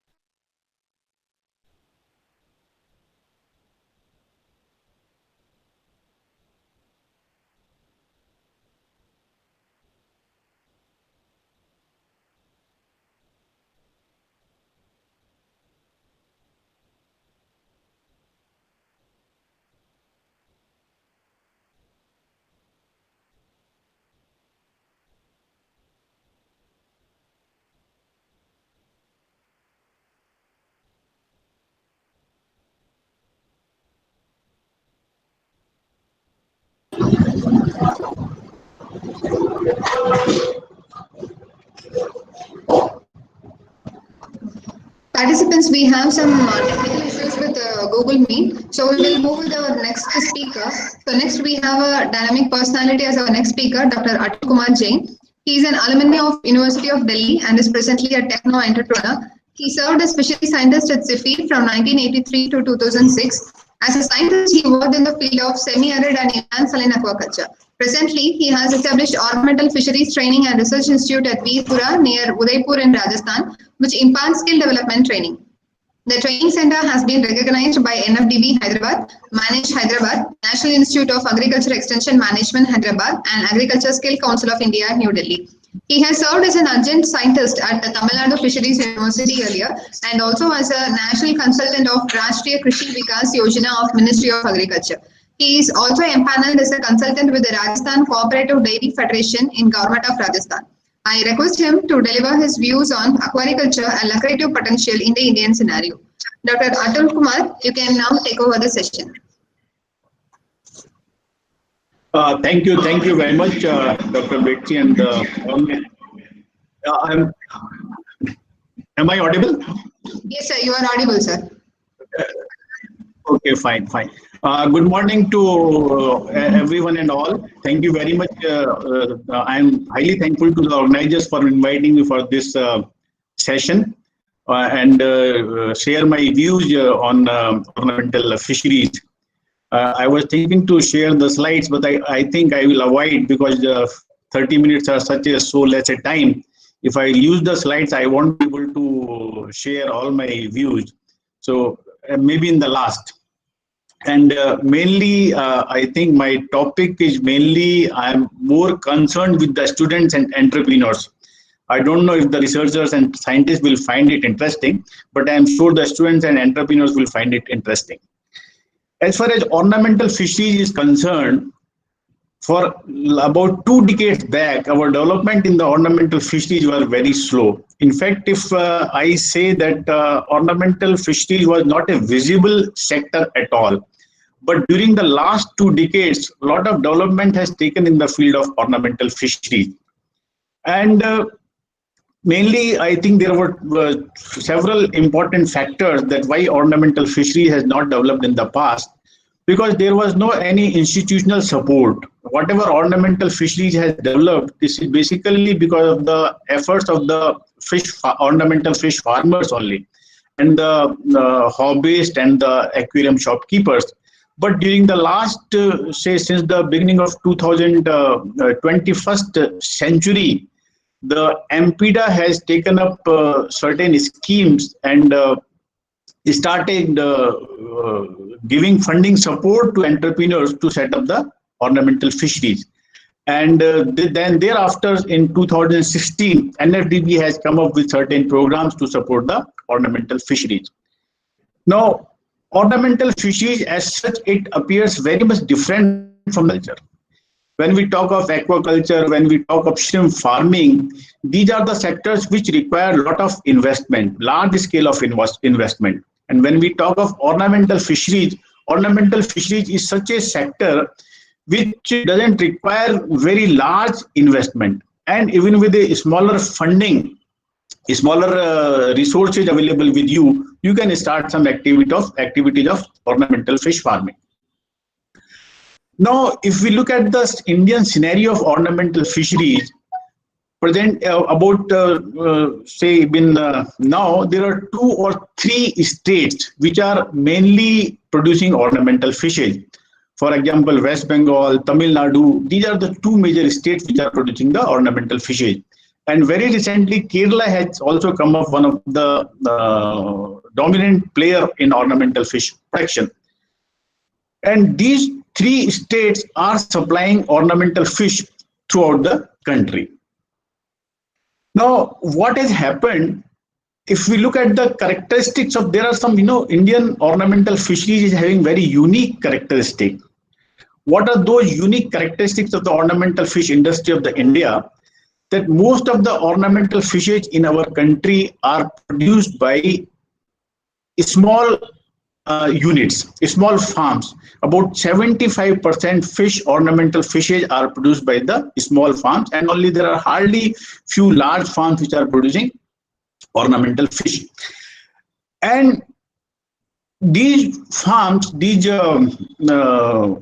are not, basically the people who are involved in ornamental fish production in the country, they were basically the traditional fish farmers. Traditional fish farmers were mainly engaged in ornamental fish production. So they are not able to produce quality fish. And they are mainly concentrating only regular varieties of ornamental fishes which are in demand in the local market. And then what happened, but during the last decade, the ornamental fish keeping hobby, which was actually earlier concentrating only on metro cities, for example Mumbai, Calcutta, Chennai, Delhi, these were the only metro cities where ornamental fish keeping hobby was being pursued. But what has happened that during the last decade, the hobby has become very popular. Once upon a time, about 10 years back, about 0.3% of our urban households were keeping an aquarium. But now, if we look at the latest data, about 1.25% of the urban households are keeping an aquarium. And now it is estimated that because now under Pradhan Mantri Matsya Sampada Yojana, the government of India has made allocation for about 576 crore rupees for developing ornamental fisheries, and it is estimated that the total volume of ornamental fish trade in the country will be about 5,000 crore. At present, if we look at the domestic market scenario, about 15 years back, the total volume of ornamental fish trade in the country was hardly 50 crore. But now at present, the domestic market is about 555 crore, when 1.25% of urban households are keeping an aquarium. And now it is presumed that in 2030, the total volume of domestic aquarium trade will be more than 5,000 crore, and when about 5% of the urban households will be keeping an aquarium. Now, so you see that much is the potential between the present status and the future potential. When we talk of ornamental fisheries, what is happening most of the time that we are concentrating only on, we are mainly talking about international trade. When we are talking of, if you go at most of the platform, whenever there is discussion of ornamental fisheries, it is always said that India is contributing very less to the international trade. International trade of ornamental fish is something about 2,500 crore, and India is contributing just less than 10 crore. So my view is different on this. What is my view? See, we should not be disappointed that India is contributing very less to the international trade of ornamental fish. What is my opinion that our domestic market of ornamental fish is so huge that we should mainly concentrate on our domestic market, because domestic market can provide employment to large number of people in our country. So now what is happening that presently only 2 states are mainly producing ornamental fish, and these 2 states are supplying fish to all parts of the country. Now what is happening during this process that most of the fish, because of the long distance transportation, continuous stress to the fish during transportation, lot of fishes, there is heavy mortality. It is estimated that about from the point of origin to the consumer, when the fish is reaching to the hobbyist, about 50% fish, ornamental fishes, are dying during this process. And why it is so? Because of the long distance transportation and because there are no production center in other parts of the country.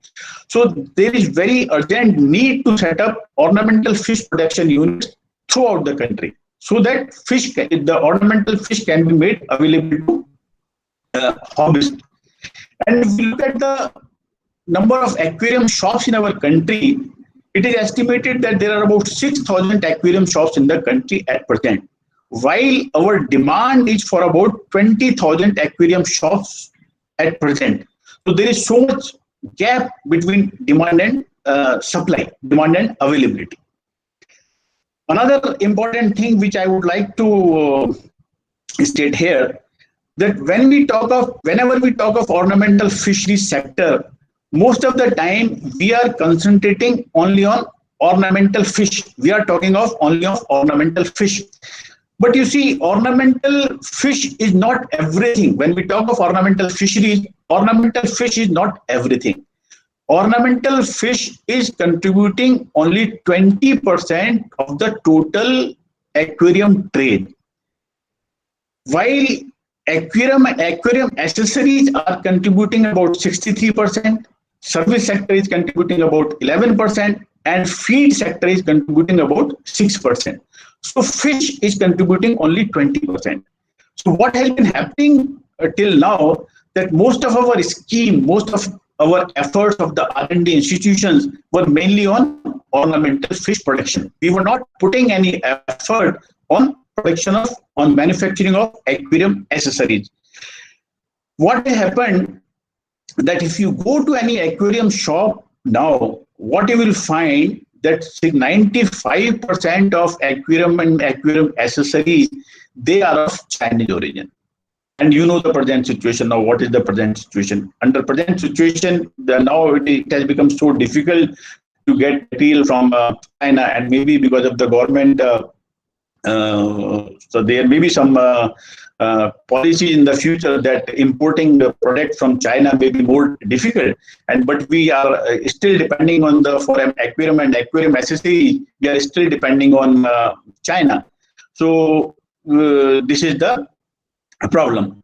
Now, I think I will not go into much detail now. What I will do, I will share my screen.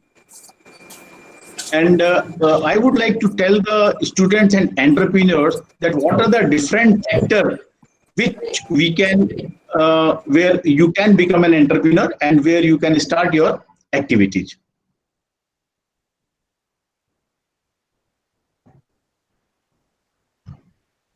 Let me just open the presentation.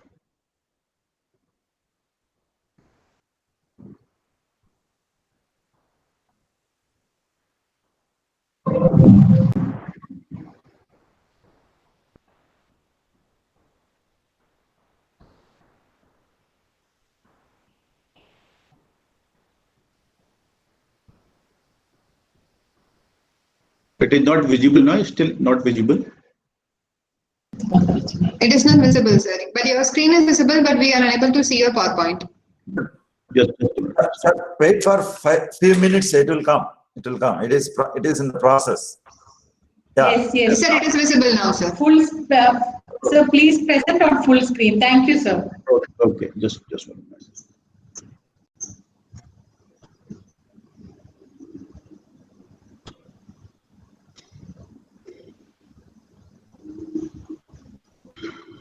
I think the net is very slow today. Okay, sir. You can click on slideshow, sir. That's what I am doing, but Yes. okay. Is it visible now? Yes, sir. Yes, Visible, sir. sir.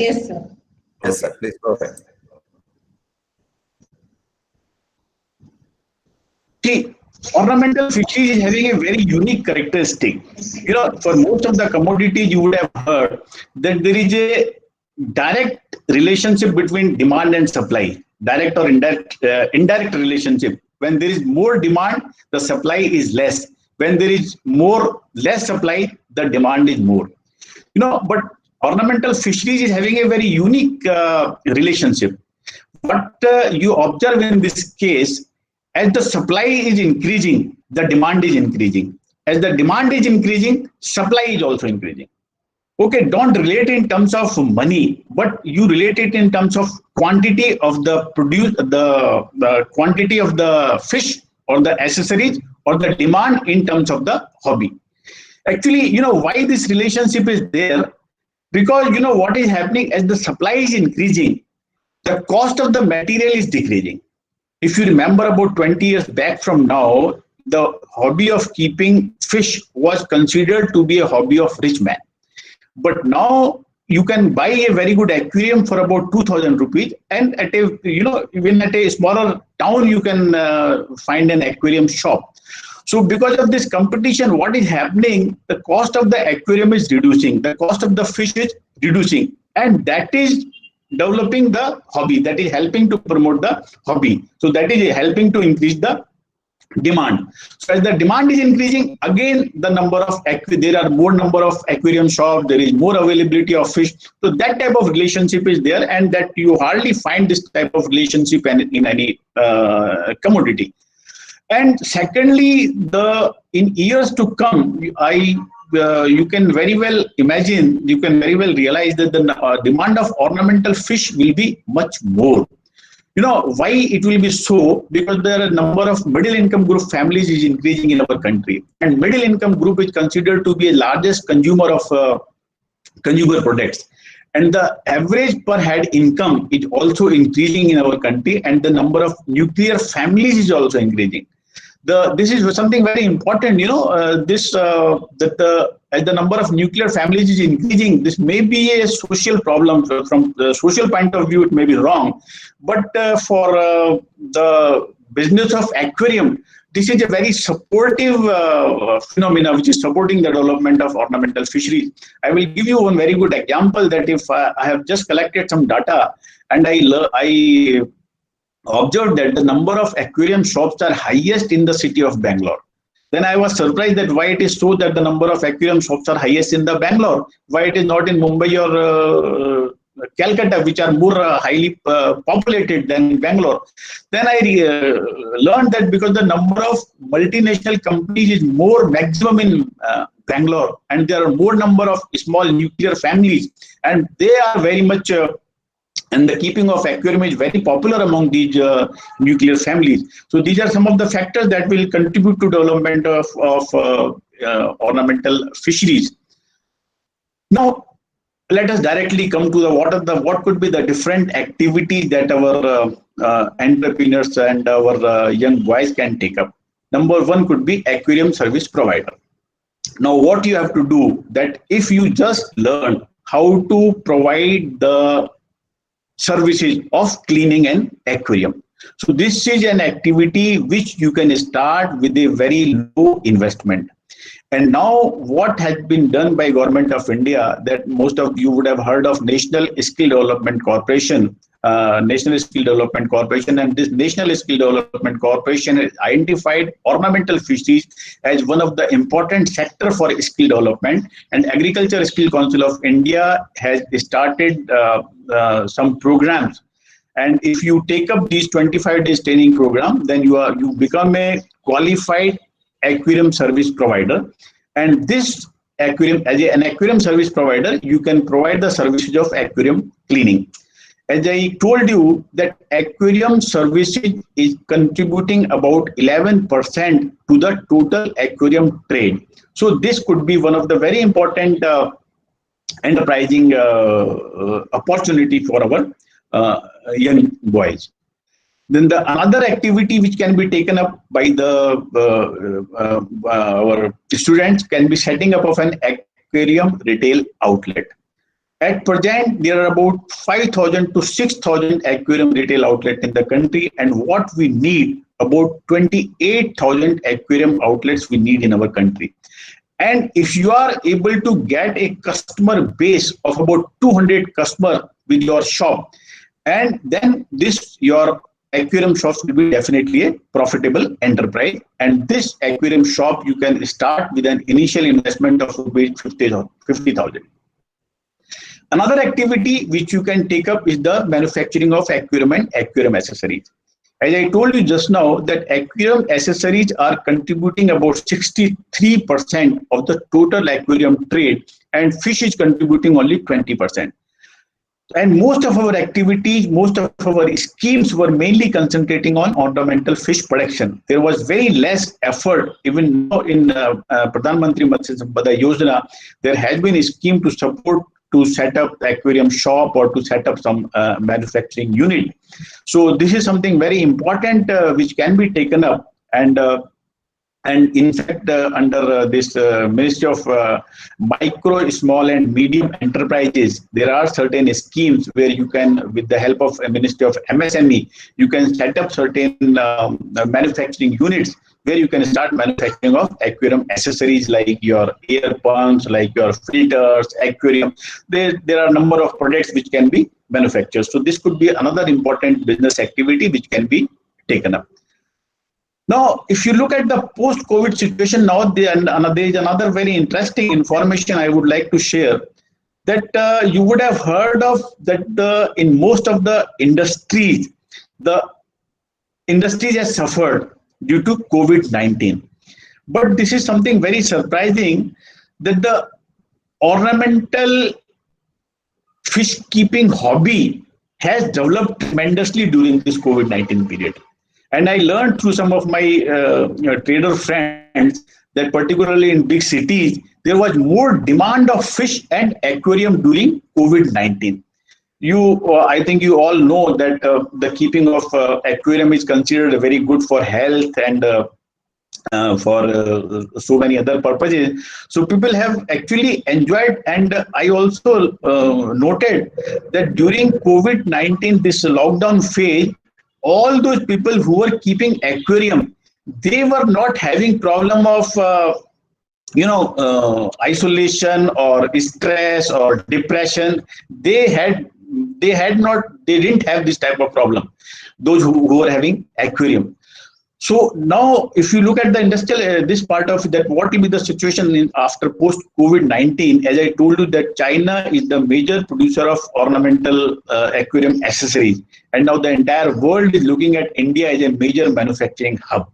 And PM has also announced a self-reliance in this sector, and support is also being provided under Pradhan Mantri Matsya Sampada Yojana and Ministry of MSME. So this manufacturing of aquarium and aquarium accessories could be also one of the very important sector which can be taken up by our students. Now, culture of freshwater ornamental fish. Though ornamental fish is contributing only 20% of the aquarium trade, but if you look at the ornamental fish production setup in our country, that West Bengal is contributing about 55% of the fish, Tamil Nadu is contributing 30%, Kerala is contributing 3%, Maharashtra is 3%, and Northeast states are contributing about 7%.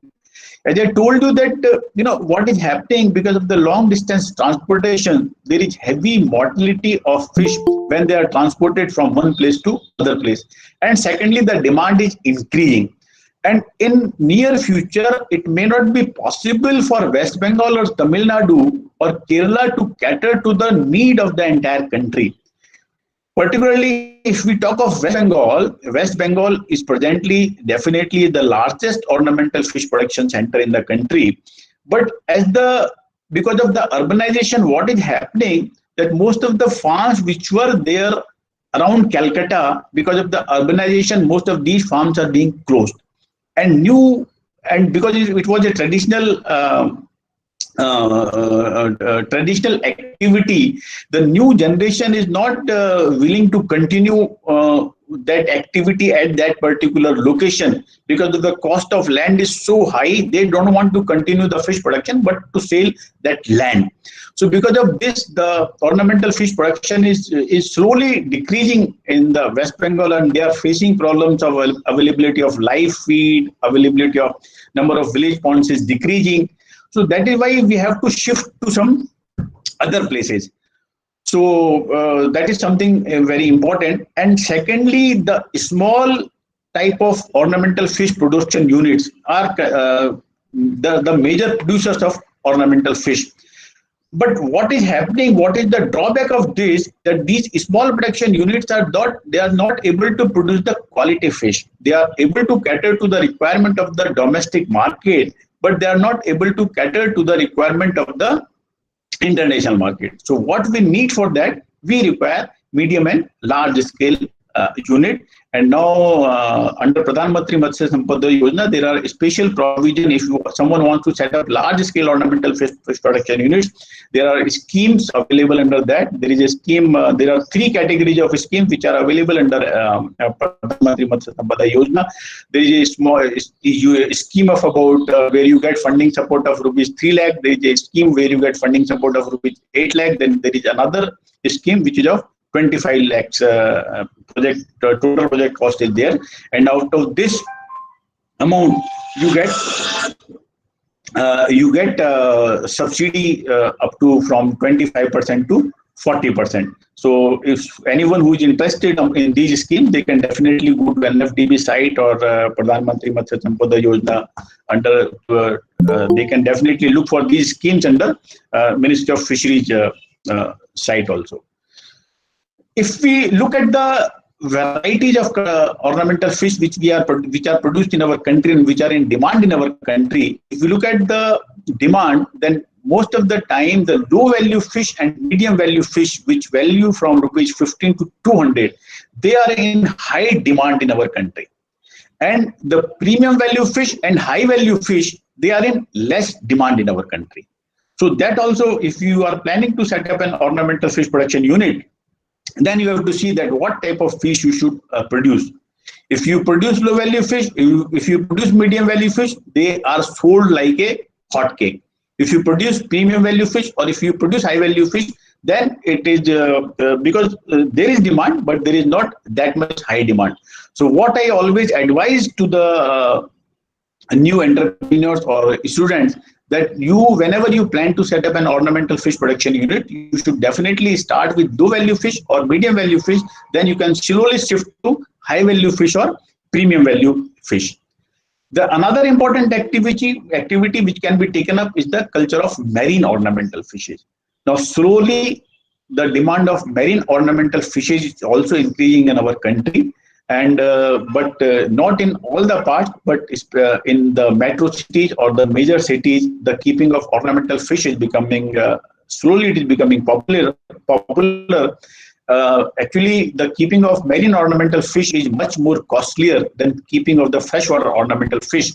That is why it is not gaining that much demand, but slowly it is increasing. There are different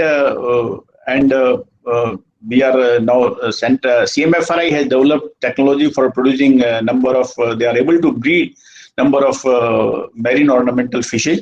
So, and some of them have become very popular also, like breeding of the clownfish. It has slowly becoming popular, and several people are breeding this fish. So the culture of marine ornamental fish could be another important activity. Like this clownfish, as I told you, there are many varieties of clownfish which have been bred at CMFRI. Then there are these damsels are there that has also been bred, and they are very popular varieties of ornamental fish which are in demand.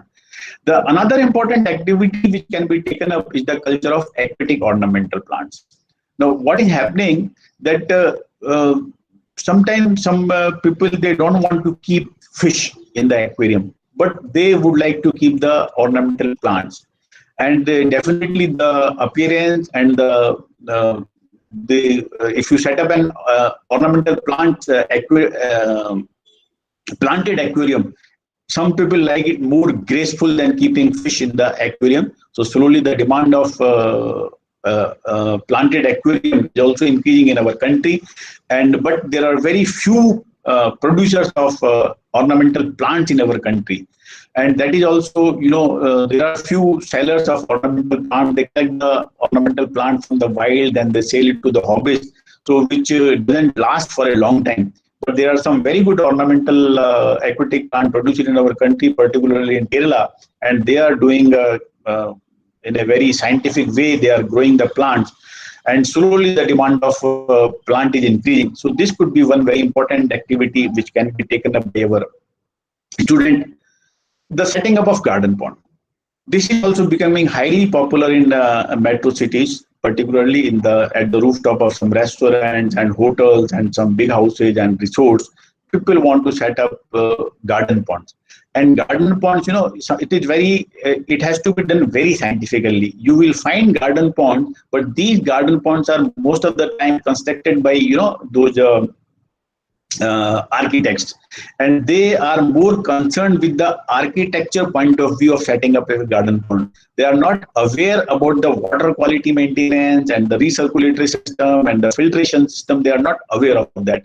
But a fisheries graduate is definitely more, he knows the importance of water quality maintenance, how to set up a filter. So this could be something very good activity which can be taken up by our students and entrepreneurs of setting up of garden ponds. Then this is another important activity which can be taken up by our culture of live fish feed organism. The live feed is considered the backbone of ornamental fish industry. And now what is happening that we have developed the technology of live feed, culture of live fish feed, but still we are not able to standardize the technology which can be adopted by the farmers. Now what is happening presently that at most of the places, if you go to Calcutta, if you go to Madurai, wherever there are ornamental fish production units are there are few people who will collect the bloodworm or tubifax worm from the wild and they supply it to ornamental fish producers. So what is happening, these bloodworms and tubifax worms which are collected, because they are basically collected from the sewage channel, and they carry with them lot of pathogens, and these pathogens are getting entry into the culture system, and from the culture system these are getting entry into the aquarium, hobbyist aquarium, and sometimes it results into heavy mortality of fish. So if we are able to commercially culture live fish feed organisms, then it can be supplied both to the ornamental fish producers as well as to the aquarium hobbyists. So this could be some very important activity which can be taken up to set up a enterprise. You can think of culturing spirulina, daphnia, artemia, tubifax, earthworms, bloodworm, and there are technology available for producing all these fish feed organisms. But simply what we have to do, we have to standardize it and do it at commercial scale. Then preparation of fish feed. This is also something very important that we all know that even about 10 or 15 years back from now, we were not even manufacturing feed for our cultivable fishes like carps or pangasius or shrimp. But now a lot of there has been tremendous development in the field of fish feed manufacturing, and these people are manufacturing different type of feed, formulated feed for different fish species, for different stages of fishes. And they have also, some of them have also started manufacturing feed for ornamental fishes. But it is something that the ornamental fish feed is something that you don't require a very large setup, that maybe with a small pelletizer or with a small extruder, you can think of manufacturing fish feed, and these fish feed are again in very high demand. The another activity which can be taken up, and still there are very few industries in our country, in our country, and I know Christopher is there as one of the speaker as Aqua Remedies. I think Aqua Remedies is the only popular brand of is the well-known company in our country who is producing different type of medicines for treatment of aquarium disease, aquarium fishes as well. So, but again, there is a huge demand of chemicals and medicines which are required for keeping, maintaining water quality and fish health in for aquarium fishes. So this is also another important sector which can be taken up by our then the export of ornamental fishes. As I told in the beginning, that India is not the very large, India doesn't have, is not the dominant player in international trade. The contribution of India to international ornamental fish is about 0.32%, which is very, very less. So as I told in the beginning that we should not feel bad that if we are contributing less to the international trade because our domestic market is so huge. But at the same time, we should not feel that we should not think of participating in the becoming a dominant player in the international trade also. So we have to put some effort to participate to become a dominant player in the international trade also, because there are several varieties of fish. Our local fishes are there, like our this China is there, then this Pontius Denison is there. Then there are so many other varieties which are in very large demand in our country. So, but unluckily, we are not able to set up commercial, develop mass technology for these fishes. So we have to do something that we are able to develop these fishes at a commercial scale, and then again we could become a dominant player in the, I would like to tell you here that Singapore is one of the largest supplier of ornamental fishes to the country.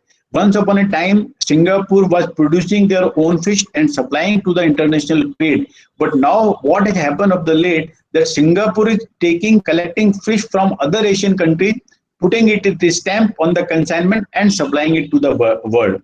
Because Singapore has developed that brand value, that if it is stamped from Singapore, then there is a demand of that fish in the international trade. But we have not developed that brand value. So what we have to do, we have to develop some brand value for our fish so that it is in demand in the international trade. This is something very interesting activity, which is again, it could be set up, could help you set up a enterprise, that fish pedicure spa. These spas are becoming very popular. If you go to Thailand or a country like Thailand or Hong Kong, you will find that there are pedicure spa. Just every fifth shop is a fish pedicure spa. What they do, that this fish is there, Gararufa, and this Gararufa fish is kept into certain tank. You put your feet into those tanks and they feed on your dead muscle. So there is now there is another species in our country, that is Garadactyla. Garadactyla is an Indian species, and that is also acts like Gararufa. So this Garadactyla is available in plenty in our country. So maybe our entrepreneurs or our students can think of setting up of a fish pedicure spa, particularly in the major city. Another important activity which can be taken up by our is the setting of the public aquarium gallery. When I talk of public aquarium gallery, and if we look at the international scenario, the status of public aquarium gallery in our country, I can't say that we are anywhere, we are no way stand along that we actually, our standards of public aquarium gallery are very, very low if we compare it with the international standards. What I normally say, that what the public aquarium gallery we see in our country, these are basically an extended aquarium shop. We don't have that. The standards of public aquarium gallery in our country is very low. So something, maybe it may not be possible for a small entrepreneur to set up a very large public aquarium gallery. So maybe some entrepreneurs and industrialists can think of setting up a public aquarium gallery.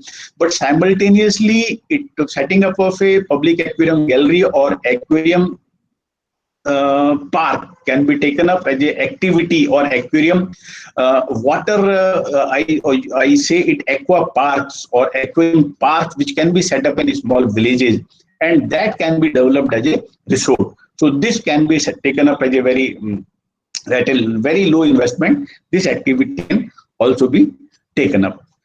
Now, then the question is that how to get the funding support. If you want to set up any of these activities, where to get the funding support?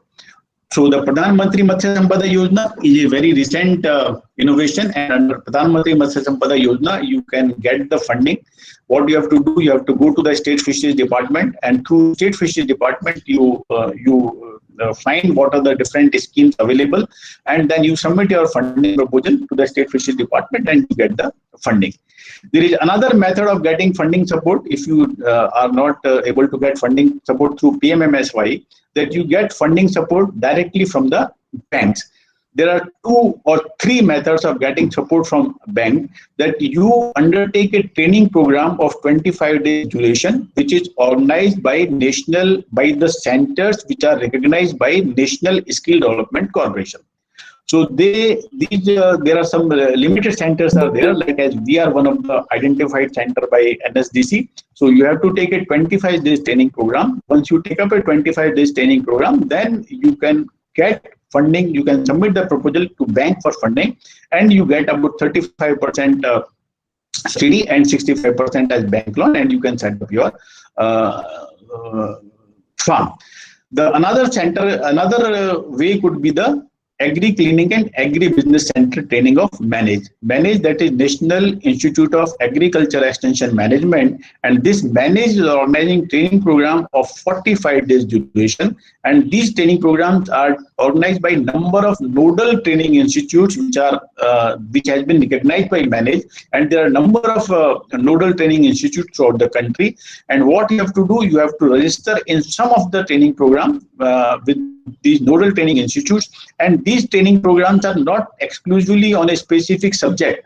These training programs on wide, very diversified on number of, it includes every discipline of agriculture, animal husbandry, fisheries. And once you have taken up this training program, then you can select a field of your interest, and you go to the bank through this your nodal training institute, you submit the proposal, and again you can get funding support of up to rupees 25 lakhs, again with the 30 to 35% subsidy. So this is another, these are some of the ways through which you can procure the funding. Now under Pradhan Mantri Matsya Sampada Yojana, lot of emphasis is being given on developing employment and providing livelihood support through this sector. As you can see here, that in 2019, our domestic market is about 555 crore. It is estimated to grow to 1,522 crore in 25, and about 5,426 crore in 2036. And the number of hobbyists, which is presently estimated about 1.11 million. Of urban household, it is estimated that by 2030 this number will grow to 5.71 million. So there is so much gap between demand and supply, and now the government has come up with so many schemes, and funding is available, technology is available, resources are available. So I think this is a very right time for our students and for entrepreneurs to take up ornamental fisheries activity as a livelihood or as a business activity which can be taken up. So I think I will just stop here. And at the same time, I would like to share my sometime students want to know that what should be the setup of an ornamental fish farm. So I am showing you here my farm. This farm is located in district in Udaipur, near Udaipur. I think you would have heard of Udaipur. Udaipur is a national and international tourist destination. So this farm is spread in about 18 acres of land, about 55 kilometers from Udaipur. And there are a number of culture ponds are there, then nursery ponds are there, and this is our outdoor unit, and this is our indoor unit. And there are a number of cement tanks are there, which we use for growing number of varieties of fishes. This is our in-house facility, indoor facility with number of aquarium. In fact, as I told you that it is a recognized training center by Manage or by NFDB. So we have set up it in such a way that we do both the work. It is being used for the production, and simultaneously it is being used for the training also. These are our indoor facilities with number of cement tanks and aquarium tanks. And this is again, that was semi-indoor facility. This is complete indoor facility. This is a facility with about 100 aquarium tanks, which are having a good filtration system, and it's connected with a ozonizer with UV light. And this is our laboratory for water and soil analysis and these are the different training programs which we keep on organizing from time to time, and students from different places and the farmers and different type of people are coming to our center for training. So I think with this, I would like to end my presentation here. And I always end my presentation with this last slide that whosoever is interested in ornamental fisheries, our institute is awarding them PhD. And this PhD is not Doctor of Philosophy. Here P is for peace and prosperity, H is for health and happiness, and D is for development and decoration. Thank you very much. Thank you very much. Thank you, Dr. Atul Kumar. Thank you so much for discussing the current status of our ornamental fish farming in India and clearly debating the demand and supply gap we have in ornamental fish supply. And it is very new to hear that how middle income group families can help in the ornamental fisheries business development. And we hope your presentation about the different activity for entrepreneurs like aquarium service providers, setting up of an aquarium retail outlet and different activities you have mentioned along with the funding support from where we can get it will definitely help these students and entrepreneurs whoever has participated in this webinar. Sir, we have some questions to you. Yeah, please. So there is a question by Mr. Vasudevan, like whether tissue culture plants are suitable for aquarium. No, there is no harm if tissue culture. Why tissue culture plants should also be suitable? But the problem is that the cost, because the cost of those tissue culture plant may be high, and only the cost is the factor. Because what is happening in our country that most of the hobbyists, they don't want to invest much money on aquarium keeping. That is the factor. Okay. So we always have to think so that if you reduce the cost. But there is no harm that you can definitely keep the tissue culture plant in the aquarium. Okay, sir. Thank you, sir.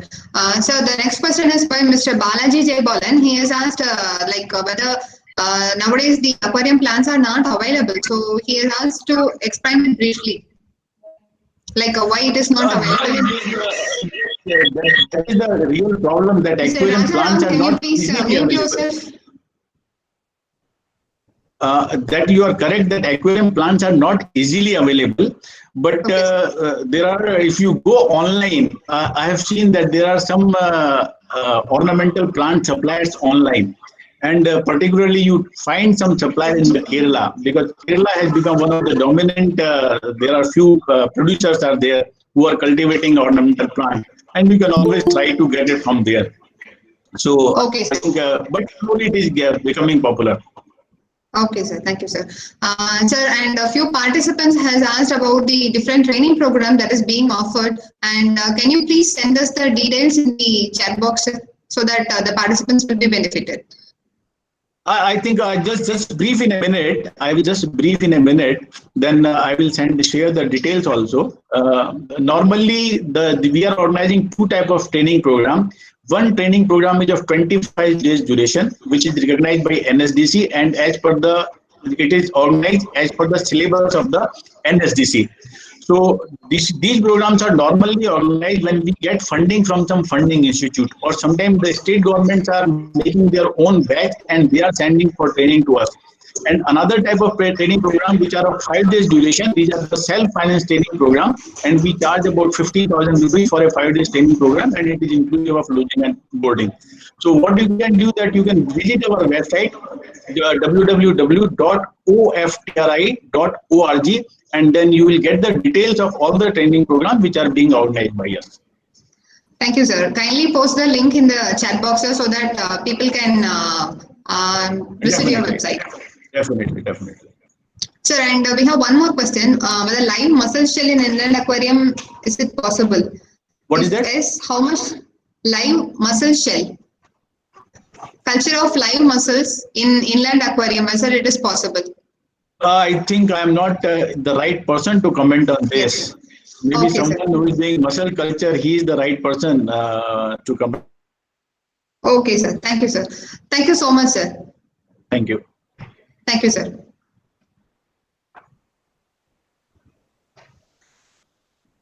As our next speaker, we have Dr. V. Rajaram, who serves as a Senior Manager, Formulations in Grobest Feeds Corporations India Private Limited. He has completed his PhD in Aquaculture Nutrition and has more than 16 years of experience as nutrition researcher, feed formulator, farm and hatchery technician. He has worked on developing low fish meal feeds using alternative proteins from different sources for cost-effective aquaculture feeds, developed a high-performance marine fish feeds, especially for sea bass, developed successful feeds for shrimps, scampi, catfish, carps, tilapia, and sea bass in India and Bangladesh by taking continuous farmer feedback, conducting on-farm trial, and worked on the value proposition model. As an industrialist cum researcher, he will be talking about formulated aqua feeds, some thoughts on industrial potential and research needs. Dr. Rajaram, you can now take over the session. Thank you, Dr. Cheryl. And good afternoon, all of you. So I'll talk on formulated aqua feeds, some thoughts on industrial potential and research needs. So before getting into the topic, I want to set a different perspective that aquaculture students and farmers should look at poultry as a good model to copy or to work on that direction. We see the poultry in over last 6 decades. The bird used to grow 900 grams in 56 days, but now it is more than 4 kg. So do you think only genetics has done a wonder? Of course, to some extent, but also a significant contribution from feeds and then the culture system and also different farm and disease management tools. So with this, different aspect, we should look into aquaculture now.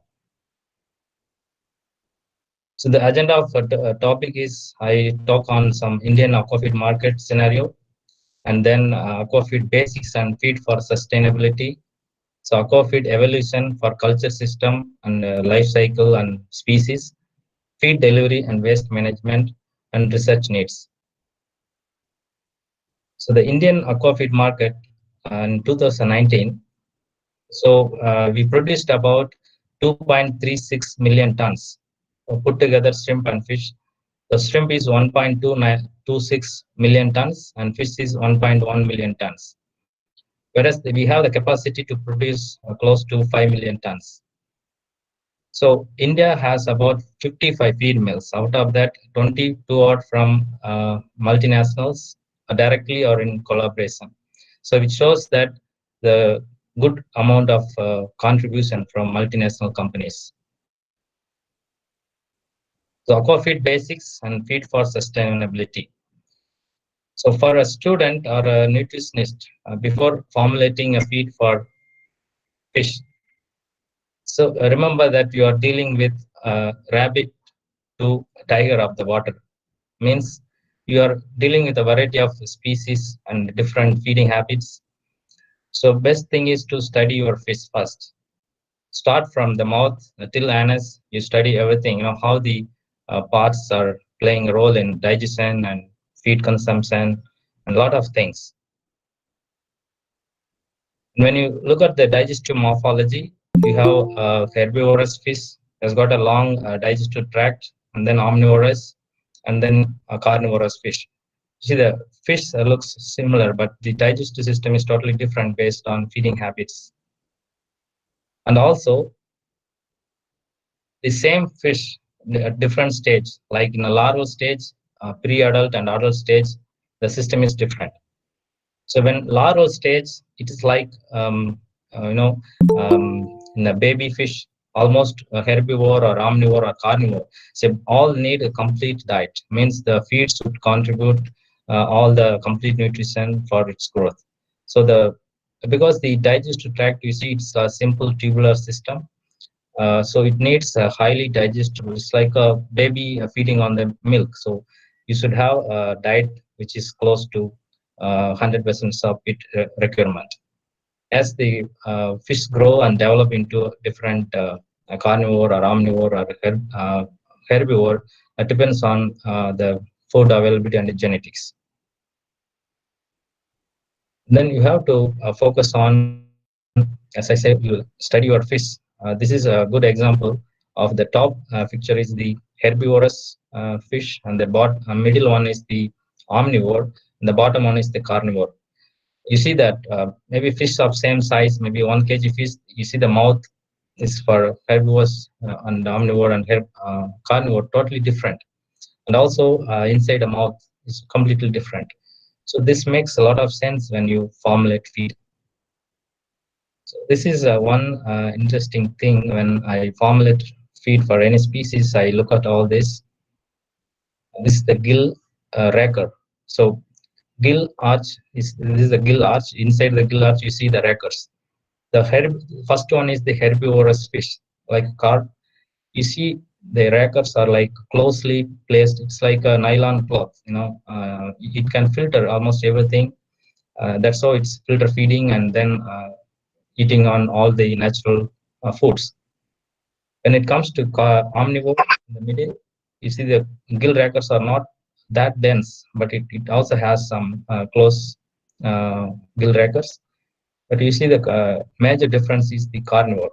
You see the gill rakers is almost like distantly placed. It can only filter big particles or like insects and then small fish. So that's so it's completely carnivore. So it cannot feed on planktons. So it matters, when you formulate feed for these 3 different species. So you have to take an account of their mouth system, feeding system. So this is what I told. The first one is the carnivore, the middle one is the omnivore, the bottom one is the planktivore or herbivore. So we have seen only the mouth parts, we are not entered into stomach and then intestinal segments, and we have pyloric CK, but you have to study all that. This is to give some idea how to study about the digestive system, and then you think of formulating it. And in India there are 55 feed mills. So not all feed mills are having a similar formulation setup. Like many of them not having a nutritionist or quality control lab. So they just do it by their copying someone or by their experience. See, this is a good picture which shows how a formulated diet should look like. The blue bar is what fish need, and the yellow is what you offer. So you offer less, you'll end up in low growth. And you smart enough, you offer more, but you pollute the environment. Not only environment, you're wasting our resource. And all nutritionists, feed formulators, trying to match what fish needs. So that is how we should progress. And this is really picking up. And India, a lot of feed mills realize this, and then they put a complete setup like a formulator and then good quality control lab and then good R&D setup. And that's where the research institutes, universities, students will play a major role in developing Indian aquaculture to next level. So aquafeed evolution, how the aquafeed evolved in India. So I can say in last 3 decades, we have seen, at least I have seen 2 decades, a lot of changes. When we started in the 90s, we use mass feed, that is just a powder like rice bran and oil cake. We just mix it and feed the fish. And then when shrimp introduced in the early 90s, that time we don't have feeds. So the farmer they made a feed ball out of the mash. They put some flours and make a mash and make a ball. And then this ball, they kept it in a feeding tray. And that's how early shrimp farmers, they grown shrimps. And then homemade feeds like noodles, just use a small pelletizer. They made into like a noodles and dry it in sun, and then break into small pellets and they feed it. And then developed into small pelletizer. This is used for mostly poultry and cattle feeds. So this kind of pellets are used. So it has got a lot of fines, dust, everything.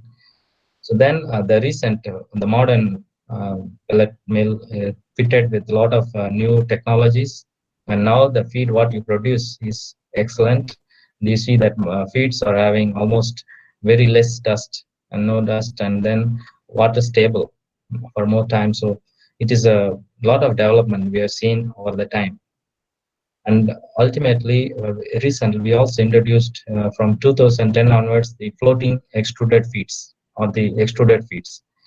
So this has contributed significantly for fish farming in Andhra Pradesh and in India, particularly. So this involves high moisture and high pressure processing. So this is really evolving, and I can say that still it is under evolving stage. Still long way to go. Why I say that? Because we are having, unlike poultry, aquaculture is having a different culture system. India, we've seen mostly green water system where in a small earthen pond you are doing a farming. But there are technologies like cage farming, biofloc, and RAS, in-pond raceways, and you have a integrated farming model, and still many are there. But the point here is, do you think one feed suit for all the systems? So I can grow one fish in all the system, but I cannot feed one feed to all the system. So what it indicates, so formulator don't, the feed millers don't look at only the fish. You also look at the system, the environment, how it is different. So the feed has to be made to fit into the environment also. And then you see the life stages. So in India, mostly we deal with pre-growth and grow-out feeds. So we are not having that much expertise in rootstock and the larval feeds. Still, we depend on a lot of natural food for rootstock and larvae. So that shows that there are a lot of gaps in the nutrition knowledge. So we have to work on this line. So this is the high potential area for researchers and for feed millers.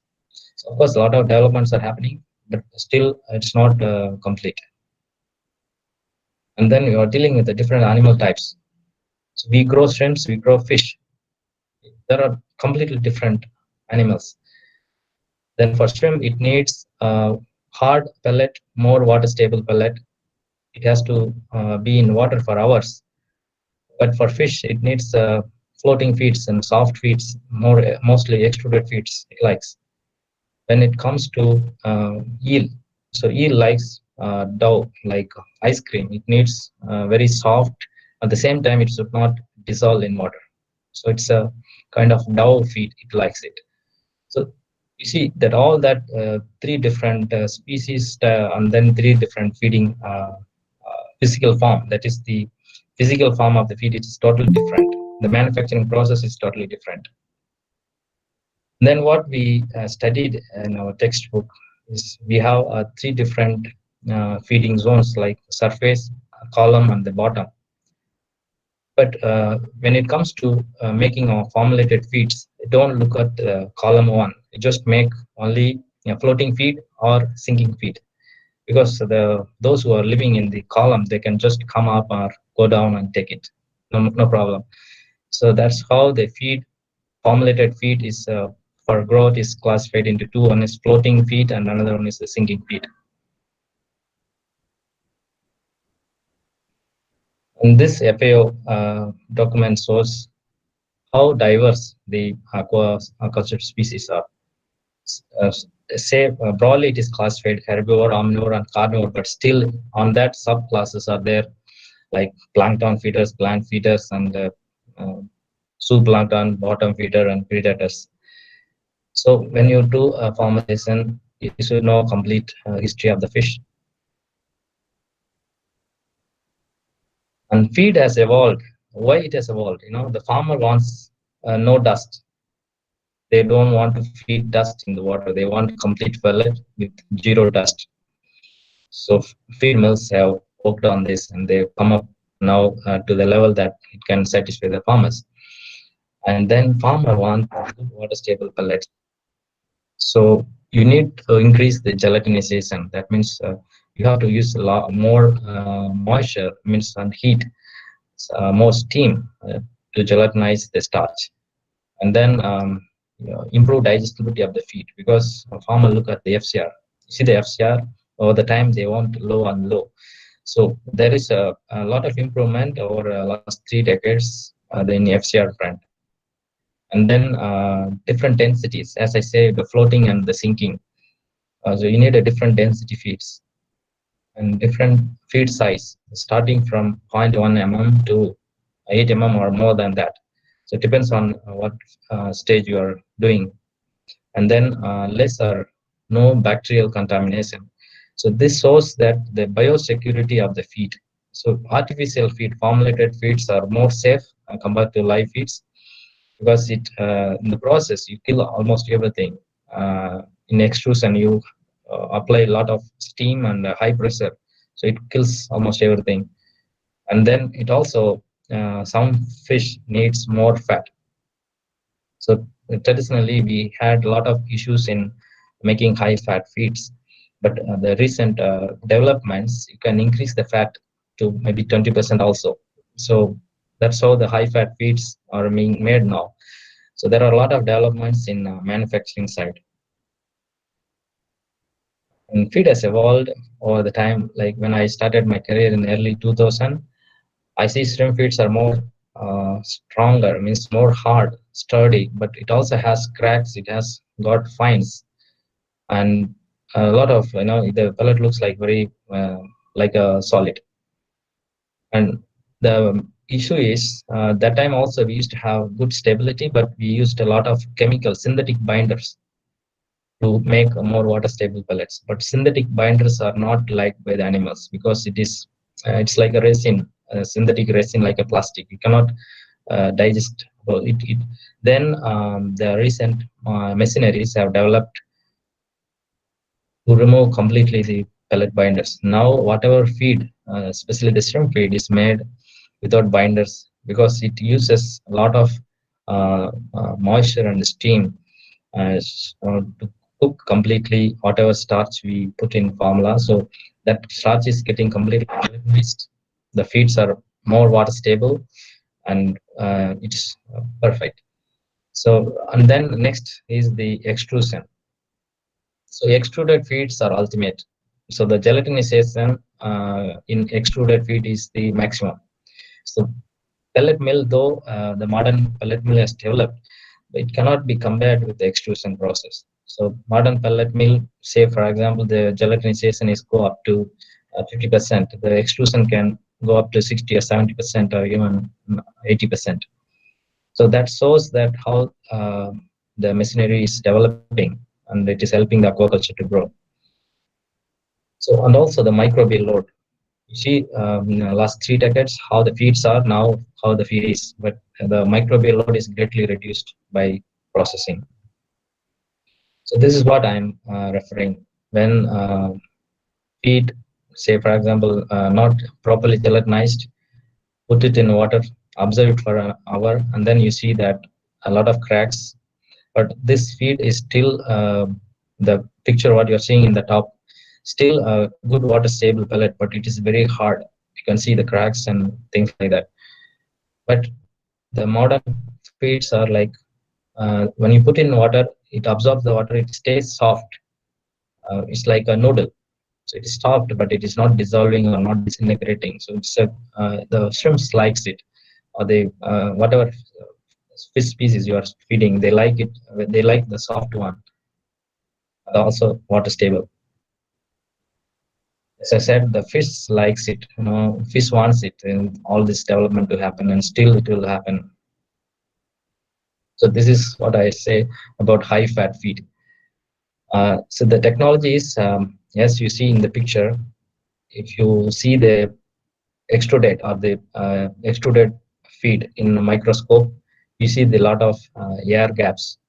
So these air gaps, first you have to remove the air by vacuum. That's the vacuum oil coating technology. You remove the vacuum, so completely pellet is vacuum, and then you apply the oil.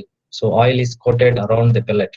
So now you release the air, so oil goes inside the pellet. So it makes completely oil goes inside, and the surface looks not very oily, or oil is not oozing out when you do it.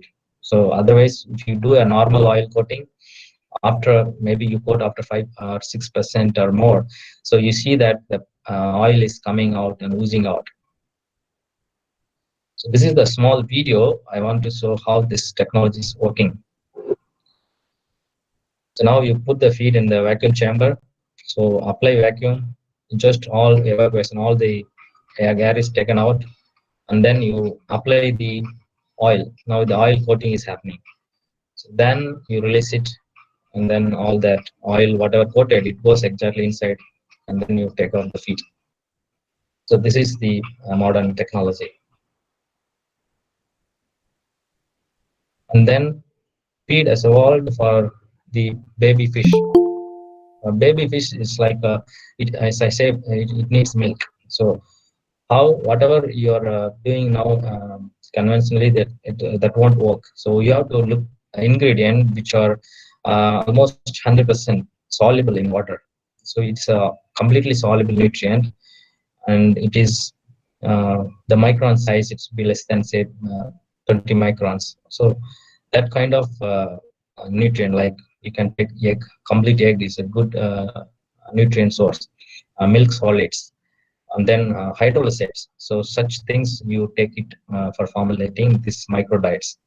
And then you're encapsulating with some digestible starch, digestible carbohydrates. So you form a coating, then once the fish consumes it, and then the capsule opens in the stomach, and then it gets absorbed quickly.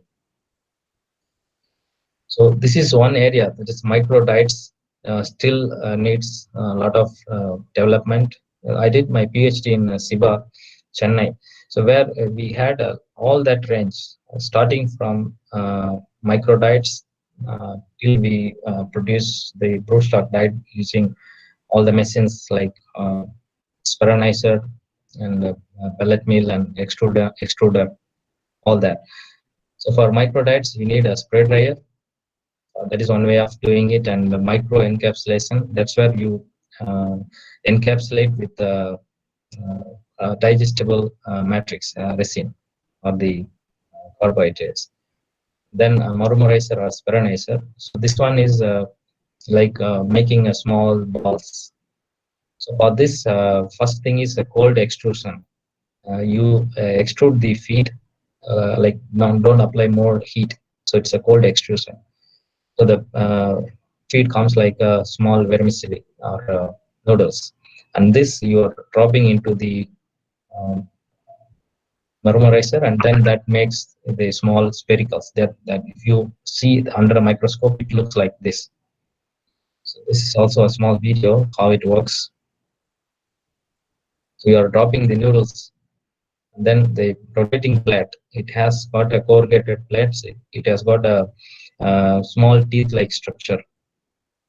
So in that, the long noodles is cut into small pieces, as you see here, and then the surface is getting completely spherical by a lot of rotating action, and small dust gone out, and then you are sieving out, and you are taking only the spherical, exactly like a ball that you are feeding for the young ones. And also over the time, you see that now feed has very less microbial load. It is completely sterilized feed, which is great for biosecurity and also for maintaining water quality. And then feed delivery and waste management. So this is also a very important thing. So this one is a pendulum based auto feeder. This is like one feed tank will be there, and you fill the feed, and this is a pendulum with a rod, simple rod, and this is fitted loosely.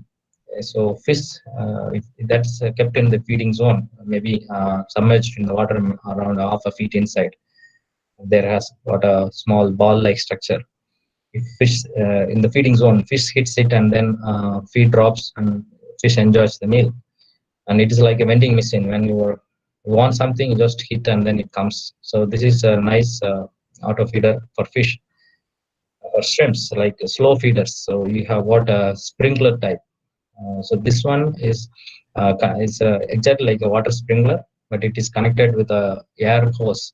So the feed is coming from a common feed room. Suppose this has got a 4 or 5 farms, so pond. So 5 pond is having a 5 different sprinkler. So one pond I want to feed, say 10 kg. I release 10 kg feeding the mouth activity. So the shrimp teeth, when they feed, when 1 lakh shrimps feed, move the mouth parts, it creates some vibration. So that is detected by hydrophone. So then the auto feeder releases feed. The shrimps are fed. Once they completely fed, the mouth activity goes slow and goes down.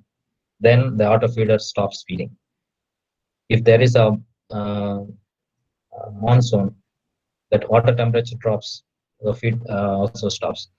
There is a DO problem, feed does completely stops. So also it gives an indication that very less. So this Iruwaka is one of my friend in Vijayawada, Andhra Pradesh. He has developed this machine. I have seen from the scratch how he has developed, and now he's selling this machine all around the world. So this is the smart feeder. So he says this is the shrimp talk. That means you're really dealing with the shrimp feeling, like when they want feed, it gives it. And finally, the research needs. So especially for researchers and for all the students also, first thing what I would recommend or suggest is connect to farmers and explore the unknowns. The unknowns means if something is happening which you don't know, that we say maybe luck, but don't say like that. Because I've seen farms, say in a farm there are say 50 ponds. On that 50 ponds, you see that you give same seed, same feed, the same water, all the parameters almost same. But the result, one pond is having a good FCR and good growth, whereas other one is not having that much. So that indicates there is a lot of hidden things inside. It's like a iceberg.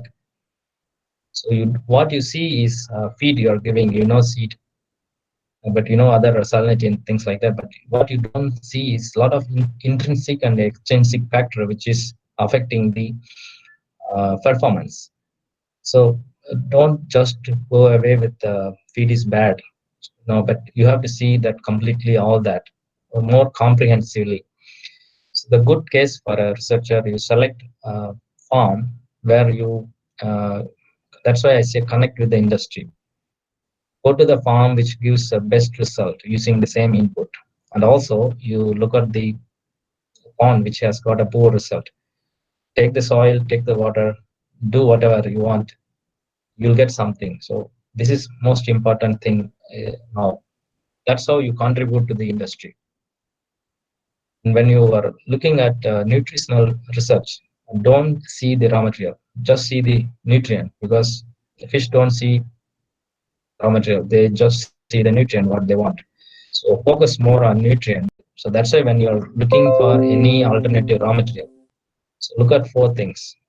Nutritional profile. That means what the nutrient you are looking for. If you are looking for DHA, so you look for DHA, it should be there enough. If you are looking for a protein or some nutrient, so see that is enough available. And then you look at the sustainability, whether these are produced in a more sustainable way without harming the environment. And then you see the customer acceptance.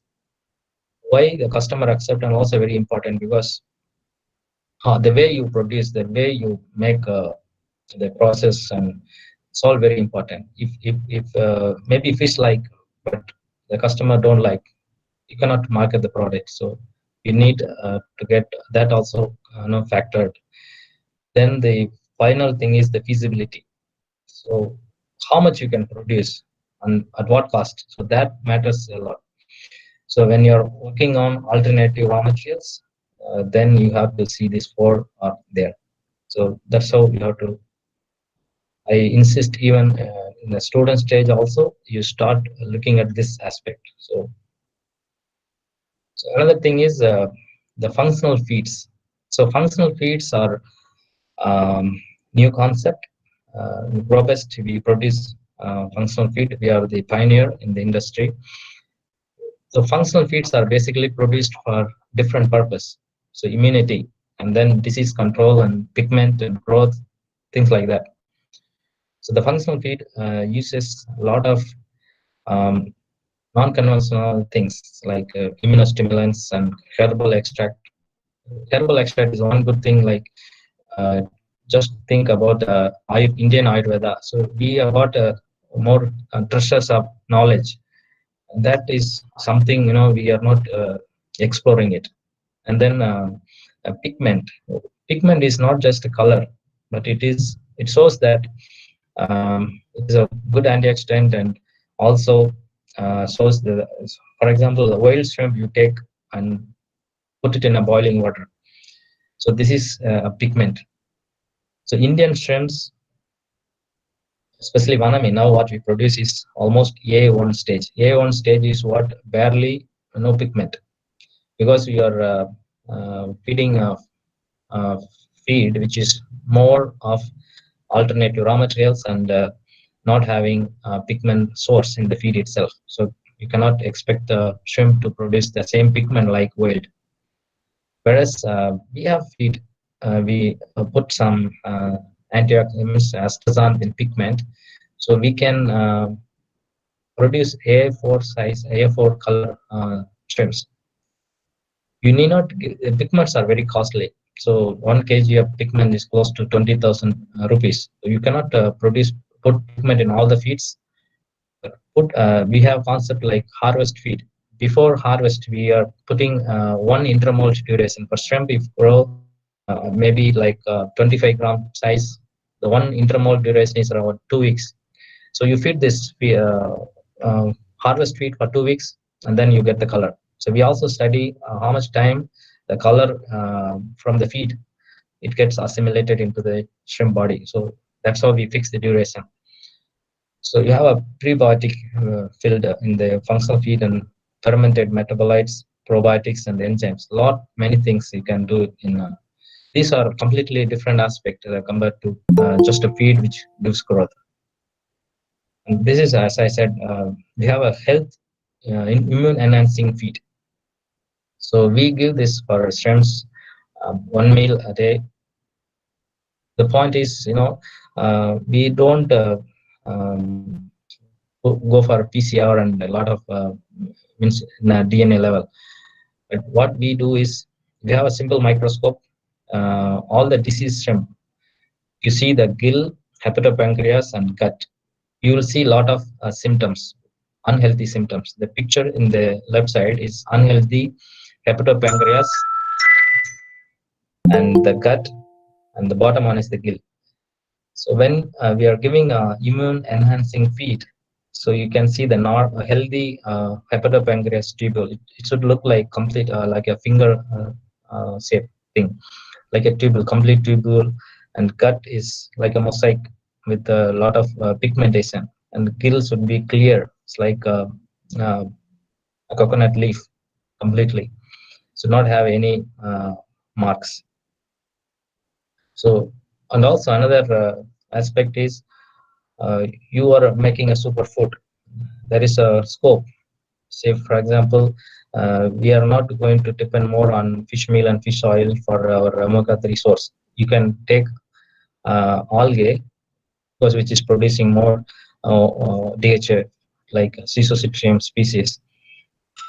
You put that in diets, formulated feeds, and then you can make the fillet, which is rich in omega-3 fat. So that's the superfood that's good for human heart health. So this is one area we have to work, which is also a developing field. And Dr. Manimaran sir also mentioned when bioflux system. So bioflux system, the problem is you produce more waste than the shrimps or the fish. So in this one farm in Brazil, it has got a Best Innovation Award from Global Aquaculture Alliance. So I like this concept. The concept is, there is a shrimp farms, and then the shrimp farm waste is siphoned out and then fed to the tilapia pond. So tilapia is not fed with a feed; it is fed with the excreta, shrimp excreta. So then the water means all the solid waste it is utilized by the fish. Then the water is left with the only soluble waste, which you can put some probiotics and then completely remove means take out the ammonia and the toxic gases, and then the same water is pumped back into the shrimp farming system. This farm continuously getting success.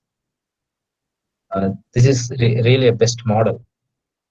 And what I need researchers, universities and institutes to focus on, no need to go all the way to Brazil, but there are a lot of Indian farmers, they do differently.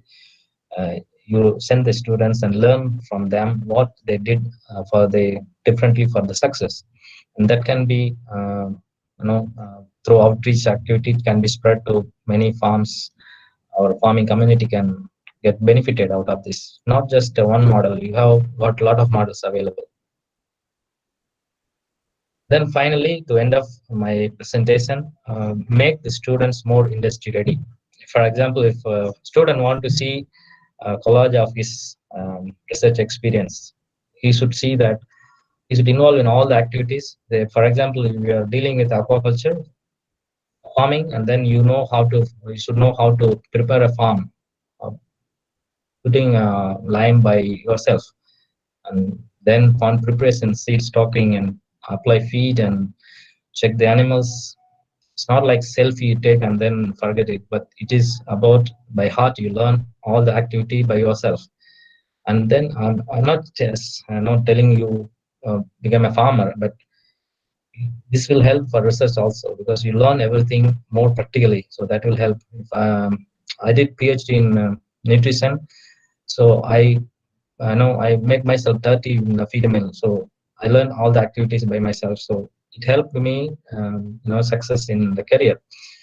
So this is a message I want to give. With that, I close my presentation. Thank you very much for VC, Vice Chancellor, and the organizers. Thank you very much. Thank you, sir. Thank you very much for explaining the different types of feeds that is required depending on different culture system, fish variety with different feeding habits. And thank you for explaining very well about how feed has evolved under different perspective and the need for micro-diet and functional feeds. And thank you once again for sharing your ideas on the research needs of the industry that can be taken up by the students by connecting to farmers. Sir, we have some questions to you. Okay. Like, I think a question from Mr. Praveen Prasad. Like, he just want to have some views whether homemade feeds can be used by the small-scale marginal farmers, and it is only sinking feed. So he's just asking views from your side. When they're not able to buy commercial feed, so in that perspective, he has put a question. Okay, as I said, the feed has evolved from the mash to extruded feed, and still in India, still farmers are using mash feeds because it depends on fish, the fish species you are dealing with. For example, the mash feed is still used in carp segment. Still, it is successful. So that is some idea I want to give. When you are dealing with fish like sea bass, you cannot just like that make a homemade feed and success in that. So for example, you grow ornamental fish, you make a homemade feed and feed it, but then again you pollute the water, and then you have to it will have its own implications. So you have to change the water often, so that become a more tedious job than you buy a feed and put it. Because now feed are, I'll tell you one thing, the feed are really economical. Because when you do something in a large scale, the manufacturing cost is cheap. And you have a standard profit for all. You cannot do without profit. But when you compare all that versus you do yourself will be more costlier. But at the same time, not nutritionally balanced. As I said before, for anything, you have to look at the sustainability, not just You have all that ingredient you can make on your own, and then indirectly you're really wasting your resource. If you're really putting up a modern processing facility and you do your own, that's a really good thing.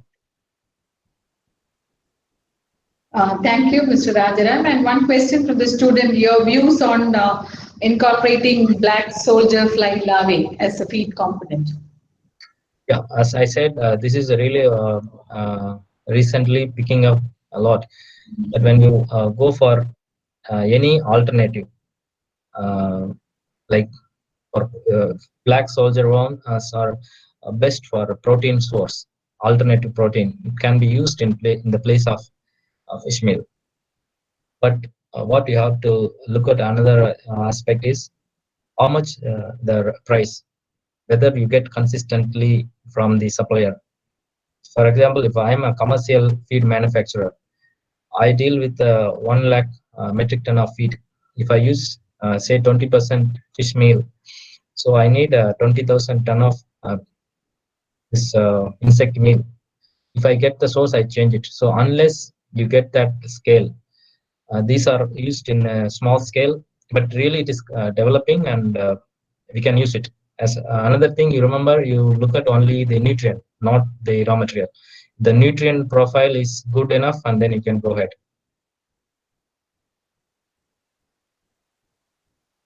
Mr. Rajaram, like I think some of the participants have given a very good feedback on your presentation. It is very useful, especially an eye opener to research. And thank you so much for your presentation. Thank you very much. Thank you for the opportunity.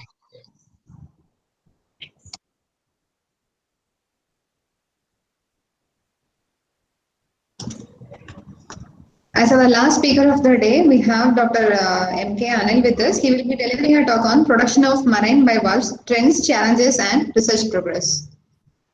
Dr. Anil, you can take up the session now. Is it coming? Is it coming? Sir, actually your screen is not visible to us. It will be coming. It will come. Yes, sir. Yes, sir.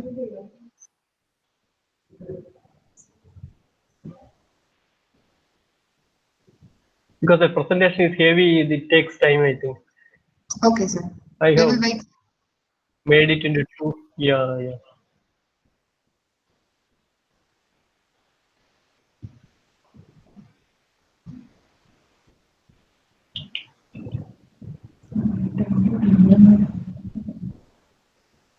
Meanwhile, Dr. Anil, you can just brief about your research activities at the center in Vizhinjam.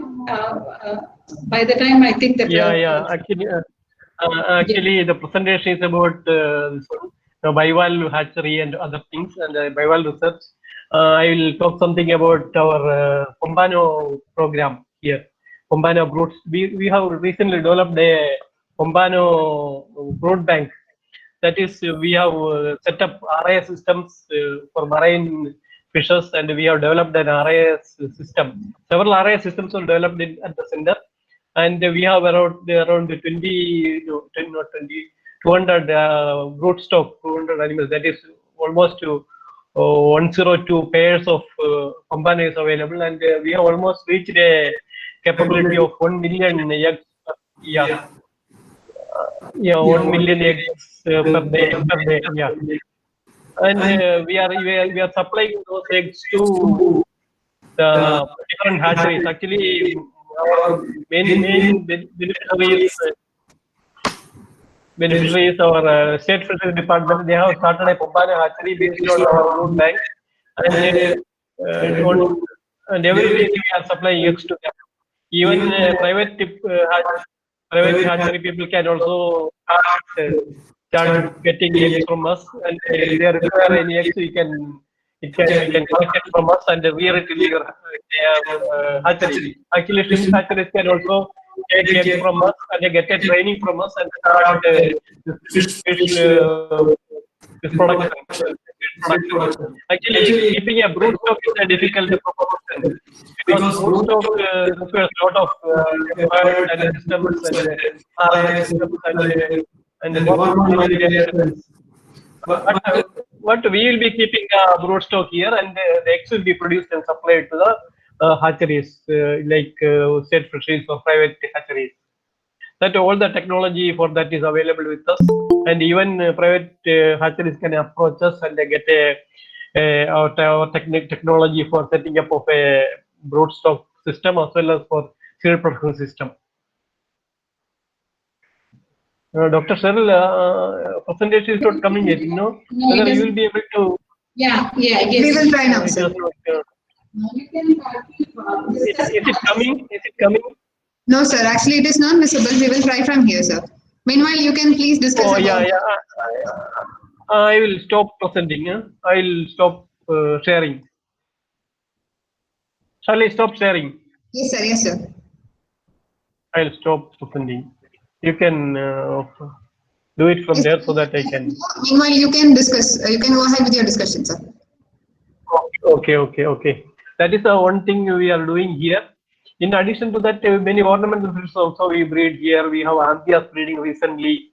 We have bred Anthias for the first time in the world, and it feeds on very small feed like copepod, noplie, and that was a breakthrough, like because it is difficult to breed a grouper like fish. It's actually belong to the same family of groupers. It's Serranidae. So that was also another species we are working on, is a Lengen, Lathrina species, and we are working on. Actually, we have succeeded in breeding Lathrina Lengen, and we have produced and supplied seed to the people. But it is useful only for the marine cages. In the backwater cages, it won't work. And also, we have so many, more than 300 cage farmers in and around our center, that is in Trivandrum district, Koilon district, and Alpi district. We are regularly supplying seed to the cage farmers, and we give also technology for cage farming.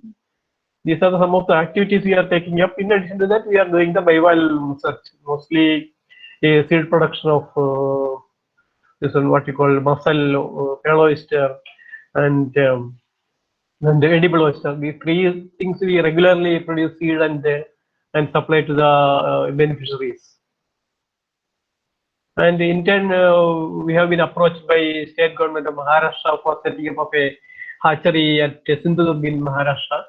Actually, it is a multi-species hatchery. We do that in collaboration with 3 other institutes, like the Seabass part of the multi-species hatchery is dealt by SIBA, and the mud crab section of the hatchery is by RBCA. And that project is around for 21 crores of rupees, and this year it will be maybe this year end or next year beginning, that construction will start at Sindhudurg. Actually, it's sponsored by Mangrove Cell Forest Department and also Fisheries Department of Maharashtra, and also with support of NFDB. The major share of the fund is coming from the Mangrove Cell, and the half of it is shared by NFDB and the Fisheries Department. Dr. Sharla, are you able to share it? We are at it. Sir, we are trying now, sir. Okay. Okay,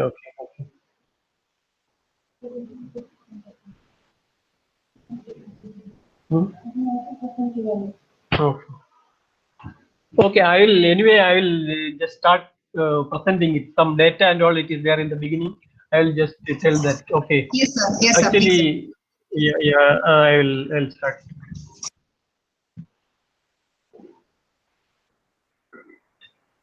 Actually, global estimated production of fish production in the total fish production is around 179 million tons, metric tons, and the global capture fishes production is about 96.4 million metric tons. And finfishers contribute in the aquaculture production is around 82.1 million metric tons. This is for statistics 2018. And aquaculture fish production is dominated by fish, that is 54.3 million metric tons.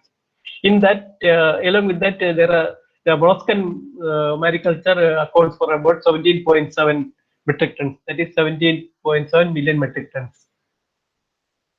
And if you consider bivalves, there are four main groups they use for aquaculture. That is mussels, clams, scallops, and oysters.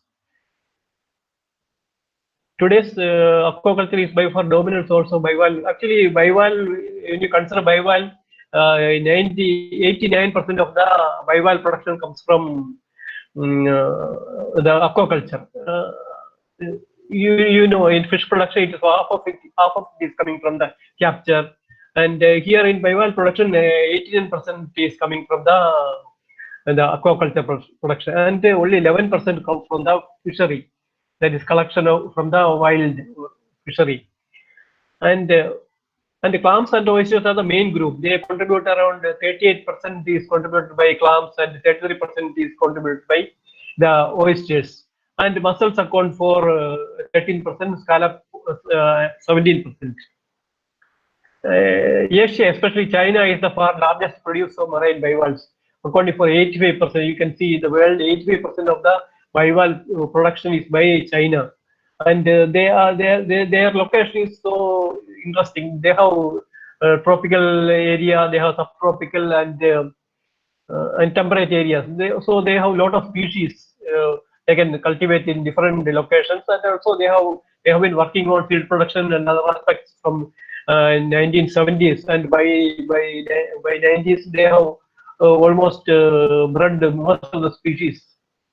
And other countries are in bivalve farming is Japan, Republic, Korea, Thailand, and all other countries. But if you come to India, today our fishery, we produce from the fishery about 1,40,000 tons of bivalves, and we have a small beginning. We are only starting to cultivate bivalves. Actually, we produce around 20,000 tons only. That is very, compared to the China's production in millions of tons, very minuscule. Dr. Anil, your PowerPoint is ready. Okay. Can you please tell which slide you have to move on to? Yeah, I will. You guys just okay. Let it go. All the maybe next.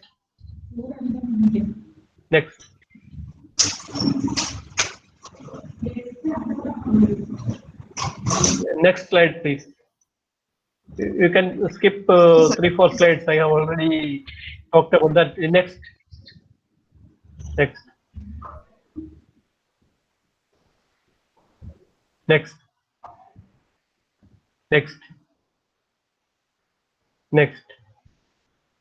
And let it be there. Back. Yeah. You can see the farmed oyster production. No, nothing is. Yeah, let it be. Yeah, brown. We have brown mussel as well as green mussel. Brown mussel, you know, it is Perna indica, and green mussel Perna viridis. Next slide. You can see the underwater mussel bed in our swimming area. Next slide, please.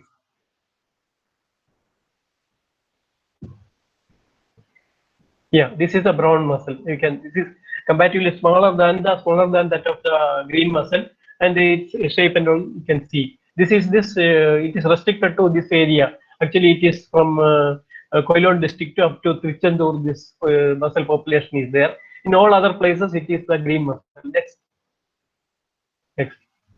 There are some color variations also in that. One is called both are indica only, but one is called parrot mussel. It's a color variation only. It's same species. Next slide. Yeah, this again brown mussel attached to rope. Next. I think slides are moving slowly. It is heavy. Yeah, this is the green mussel. This is the edible oyster, Crassostrea madracensis. These are the three main species we are having in India. Now people are cultivating. Yeah, next. Yeah, this is the oyster meat. You can see it is wholesome meat. Actually, oysters are considered to be a delicacy all over the world. Except in India, it is not that preferred. But there is a developing market mostly in the metro cities. In 5-star hotels, there is a lot of demand for oysters. It is considered to be a delicacy and a preferred food among Europeans and Americans. And I don't know, in India and Kerala and other places, Goa, it is also it's picking up. There's a good demand for this oyster now. Actually, there's a foreign demand also on American companies approach Kerala government and for setting up of a farming venture. Well, actually, because of the COVID, now it is being delayed. You can see the green mussel fishery next one. I'll go a little fast because it is already late. Next.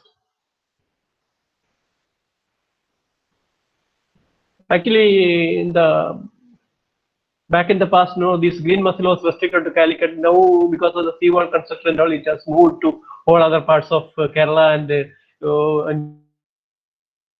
and also Mangalore and also Karnataka. Also, it is widely distributed all over Karnataka. And this is a spawning. You can see actually the classing method is by just heating the mature animals are just the heat shock is given and they spawn. But only in the mature state they will be easy spawning. Otherwise, you have to have a broodstock conditioning program and you have to give a cycle. This is the egg spawned by actually we get around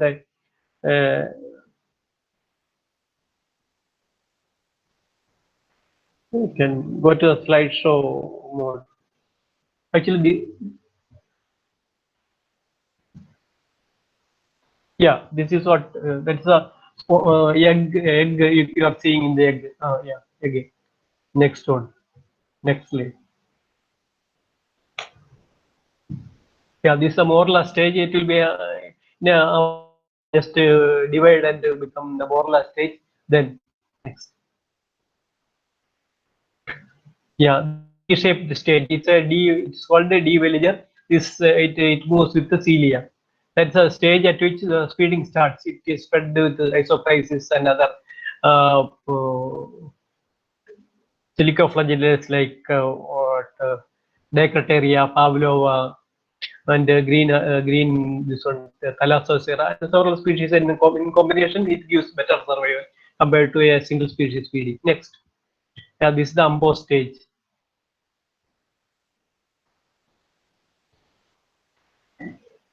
Next. This late umbo stage. You can see in all the cases, whether it is a clam or a mussel or an oyster or pale oyster, all these species they have the same morphological types. In all stages, they are similar. Only at the metamorphosing stage, they will have a different shape. They will change into either mussel, oyster, or pale oyster. It will all look alike. And almost the feeding schedule or similar. This is called the eye spot stage. This is the eye spot stage of the RS. This is somewhat advanced stage. It is reached by about 16-17 days. It will be in the eye spot stage. It is actually from this stage they will start slowly producing their food. Next. Yeah, you can see the foot in that this one in the middle and the food coming out, and slowly it is going to settle. It shows the foot, and this is called, that is why it is called a pediveliger stage. Next slide. This is the plantigrade stage. Slowly you can see slowly they are changing the shape from the clam shape to some other shape. It is slowly getting transformed into a mussel shape. Next. Yeah, you can see the changes. Slowly it becomes a mussel. Okay, next. Yeah, again, by 19th day it will be like this type of fat, and 24th day you can see the color, the color developing. Okay. Okay. Next, yeah, again 31 days. Next, yeah, again you can see the changes in the coloration and the patterns. Next, you can see by 40 days it occurs that green color. Okay.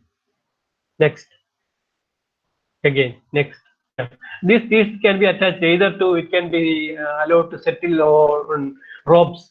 You can see the muscle spike getting attached to rope, and it can be taken out and nursery reared. Next. Yeah, this is the, you can see the spat settling to the bottom of the tank. Okay, next. This is a 500,000 spat produced from tanks. Okay, next. Yeah, this can be, this has to be nursery reared. It can be done either in a micron mesh cage.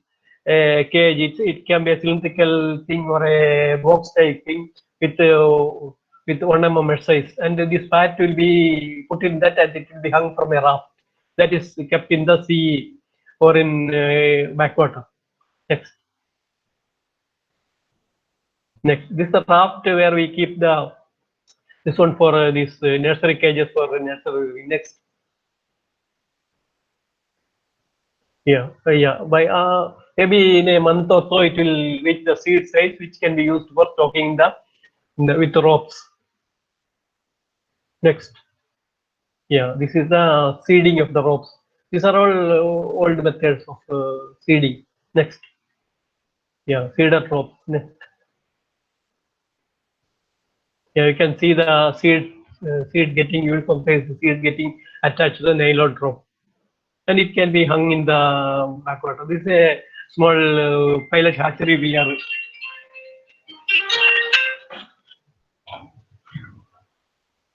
Pilot hatchery we have made here. We require a lot of phytoplankton for the feeding of these animals. Actually, this is a system developed. There is a basic system developed for phytoplankton culture. This can be used either for fish culture or in other type of farming. Yeah, there's a thing rotating. Next, you can see the paddle wheel rotating, and we can inoculate and harvest about 50% of the algae can be harvested daily. For nursery rearing of the bivalve larvae, you require a lot of phytoplankton. Next. Yeah, this is called a macro nursery. Yeah, we have upwelling and downwelling and upwelling systems in a micro hatchery. Next. Yeah, this is a micro hatchery showing the downwelling part of the hatchery. Actually, we have a reservoir and a downwelling system. Downwelling means it's actually a meshed well, and water will be flowing from up to down. That is called downwelling. And when the larvae reaches the ice-pot stage or pedicle stage, they will be transferred to micro nursery, and there it grows till the spat stage. Thing is that we can in a single well we can stock up to 4 lakh larvae in a single well. This is an efficient system, and in a small area we can produce large amount of spat. Next, this can be used for oyster, edible oyster, pearl oyster, as well as mussel or this one. This is the close-up of this one. This is a 30 centimeter diameter well for nursery. That's upwelling. This you can see the spat getting attached to this one. The bottom side is a mesh screen where the spat will settle. Next, but we cannot keep it in the downwelling system for a long time because it is a downwelling system. The feed, everything will get clogged this one. So we transfer them when they reach about 1 mm size. We'll transfer them to the downwelling system. Downwelling system is a mini nursery system where again same thing. The water flows from down to up, so that the animals will be in the well, but the water carries all the waste produced, excess feed as well as the waste fecal matter of the mussel stouts. So you can see the wells containing this one mussel feed. Next.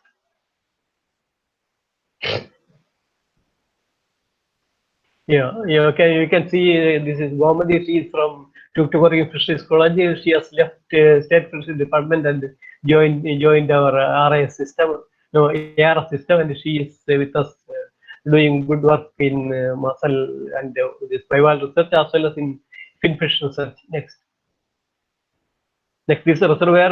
The feed is poured into the reservoir, and this is a mussel feed we get from this one upwelling system. Next. Yeah, this seed can be taken to the farms in backwater farms or in the marine systems, and it can be grown for producing adult sized mussels. Next. Yeah, same. The cycle is same for brown muscle. So what you have seen is the green muscle. This is brown muscle. Same methodology only. Next slide. Next slide. This is the brown muscle fat settling in the tank. Next.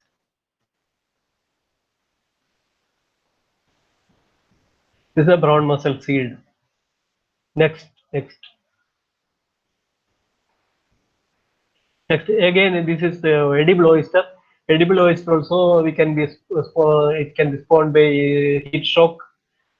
And what the new thing what we have done is we have perfected the technology of rearing in the upwelling and downwelling systems so that it can be it becomes commercially viable. All over the world, they use this type of silos for nursery rearing in the mass scale production of bivalves. Tank production is not feasible really. Actually, this is the eyed stage larvae of the oyster. When it reaches the eyed stage, it can be transported easily. That is called a remote setting. Once they reach the eye spot stage, we can filter it and next slide. We can either transport them in a polythene, this air-filled bag, or you can even pour into a kerchief, a wet kerchief, and as a cool pack it can be taken. Usually in other countries, no, France and all, they are producing Prasosia jaya seed, and it is being exported to almost 15-20 countries in the world. So they simply put it in the cool box and it will be sent like without water. It's only a wet this one. It can be transported up to 1 day. It can be kept like that. That is the eyed stage transportation. It is called remote setting. Either this eye spot larvae, when it reaches the starting to have the predivaliger stage, we can just we have to put the oysters in a tank and pour this larvae, or we can take it to the farm. We can take the oyster this one, what you call the eyed larvae to the farm. In the farm itself, we can do the thing, because only thing, instead of culturing algae and pouring into the tank, we can use the natural water can be pumped in. Slowly a flow through system like that can be made. It is practiced in the European countries as well as in America, where this one, millions of ice pod is purchased, and in the farmer's field we will have tanks, and the culture, what is called the empty shells, will be there. It will be poured over that, and slowly it will attach the shells, and the runs with the shells will be transferred to the field for growing. Okay, next. You can see the spat growing in that will be taken to these runs will be taken to the field for farming of oysters. Next. This is a bottle. This is called a bottle nursery. This is also very high density nursery where we can this is for the production of the cultural spat. Actually, when it we will pour the ice pot larvae to the micro culture, that is below 400 micron size culture will be, that is a powdered shell bits, and only one animal will be able to settle into a culture. That is the way it is made. It passes to 400 micron size, and it will be caught in the 250 size, and it will be put it in the downwelling system, and the eyed larvae will be poured into that. Once it settles on the culture can be transferred to the bottle nursery. About 4 lakh, 5 lakh larvae can be nursery reared in a single bottle. Next. Based on these technologies, what we have developed here, actually we have some consultancy program with the government like Maharashtra. Actually, Maharashtra, I have already told this one. Maharashtra, they are making a multi-species hatchery at Sindhudurg. That's funded by our mangrove cell, Maharashtra department, fisheries department, as well as the NFDB. They are supporting it, and that I already. This is a muscle quality test developed by HOD at Cochin. This is a muscle quality test. Actually, we can use the hatchery seed, or most of the cultural activities go on using the wildly collected seeds. But there's a lot of quality difference in the available seeds. So we have developed. They have developed a testing methodology for this. Next. Next again, this how to transport a mussel seed collected from the chart for this. Next, I think this is the end of the first session. I think second part has to be loaded. Yeah. This is a mussel and oyster farm. This you can see, large farms are there, very active in northern Kerala. They cultivate oysters and mussels in a large scale. There's a very good demand in the northern Kerala for mussels. It fetches around up to 600 rupees per kg. That is bigger mussel. 8 mussels cost about 600 rupees. Yeah. Dr. Sir, you can upload the second part.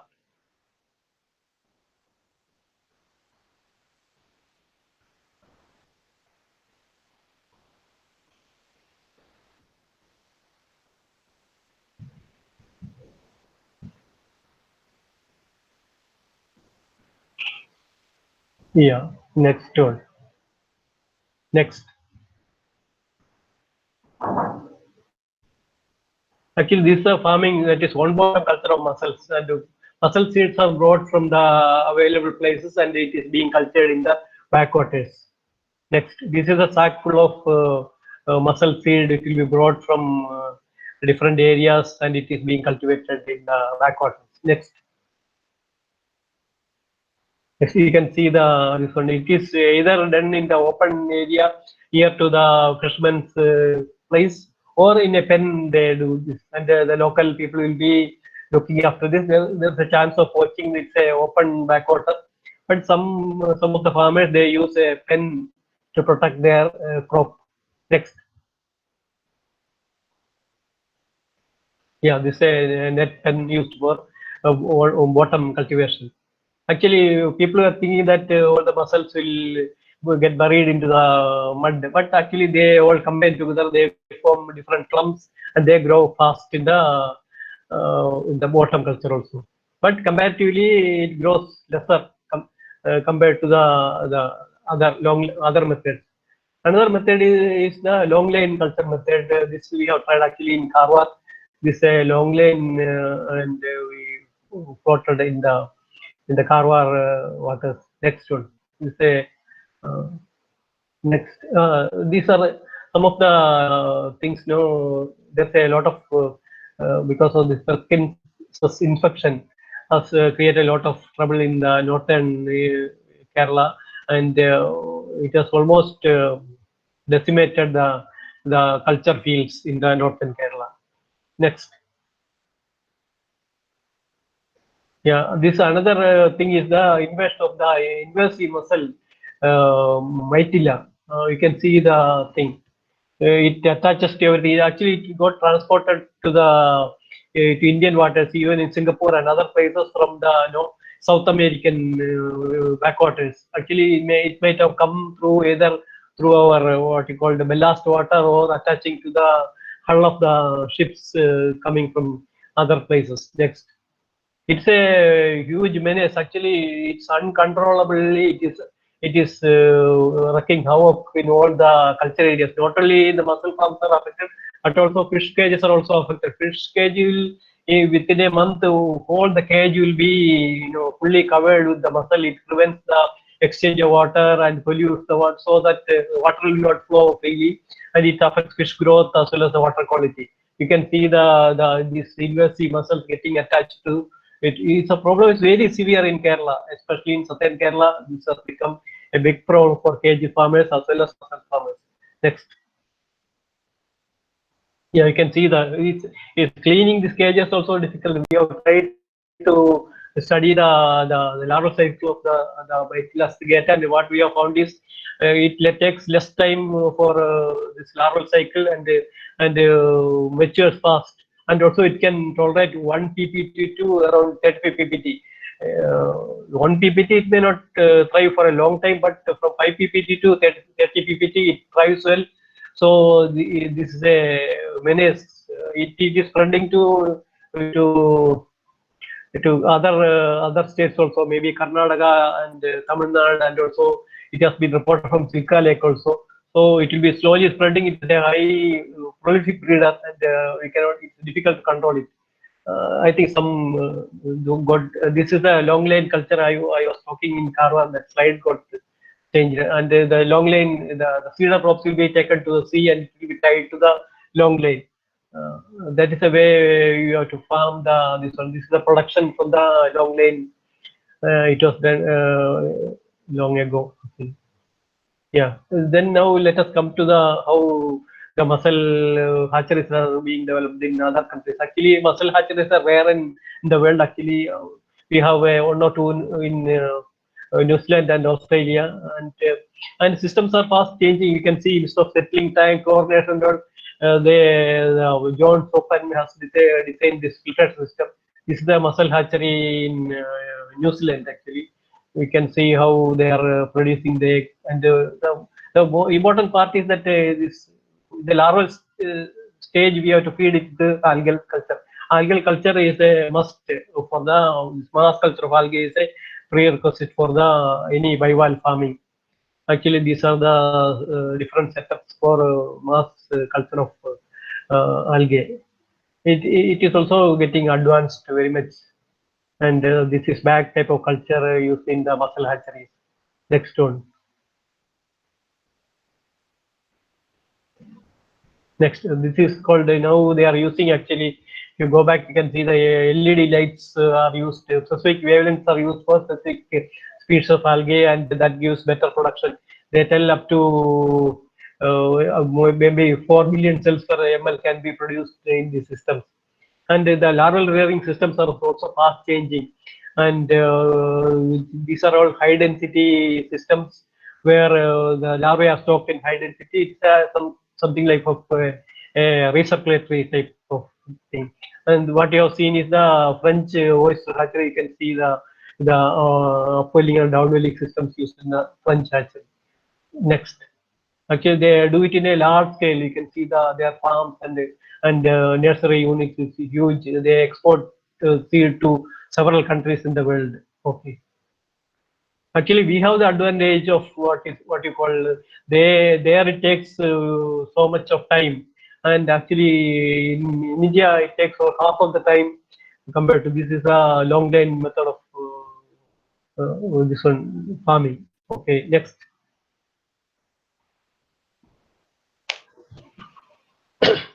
You can see different long line systems used elsewhere.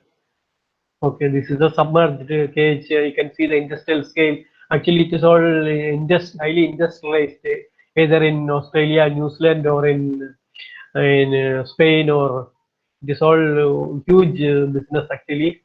And actually, this is a very nutritious and tasty thing, the oyster. Next. Next, we will go for something like pearl. This one. Okay, next, designer pearl production. Next, we can see the black pearl produced by the Margatifera. This is the South Sea pearls. They produce golden and silver pearls. You can see the price of this one up to a single pearl may cost up to 39,000 rupees. But the marine pearl production is less. Our market, we in the world we produce about what you call about 3,500 tons of pearls per year, but 98% of it is freshwater pearls by China. It is a low price, low value market. Actually, these are our species of oyster. We have Fucata as well as Pinctada margatifera, which produces. But our variety of animal is very small. You know the theory of the pearl formation and pearl surgery. Next one. Yeah, this is a graft tissue. It will be made into small bits and it will be inoculated into the implanted into the oyster along with the seed. Actually, this is a highly skill-oriented technique. Actually, we have to do thousands of oysters.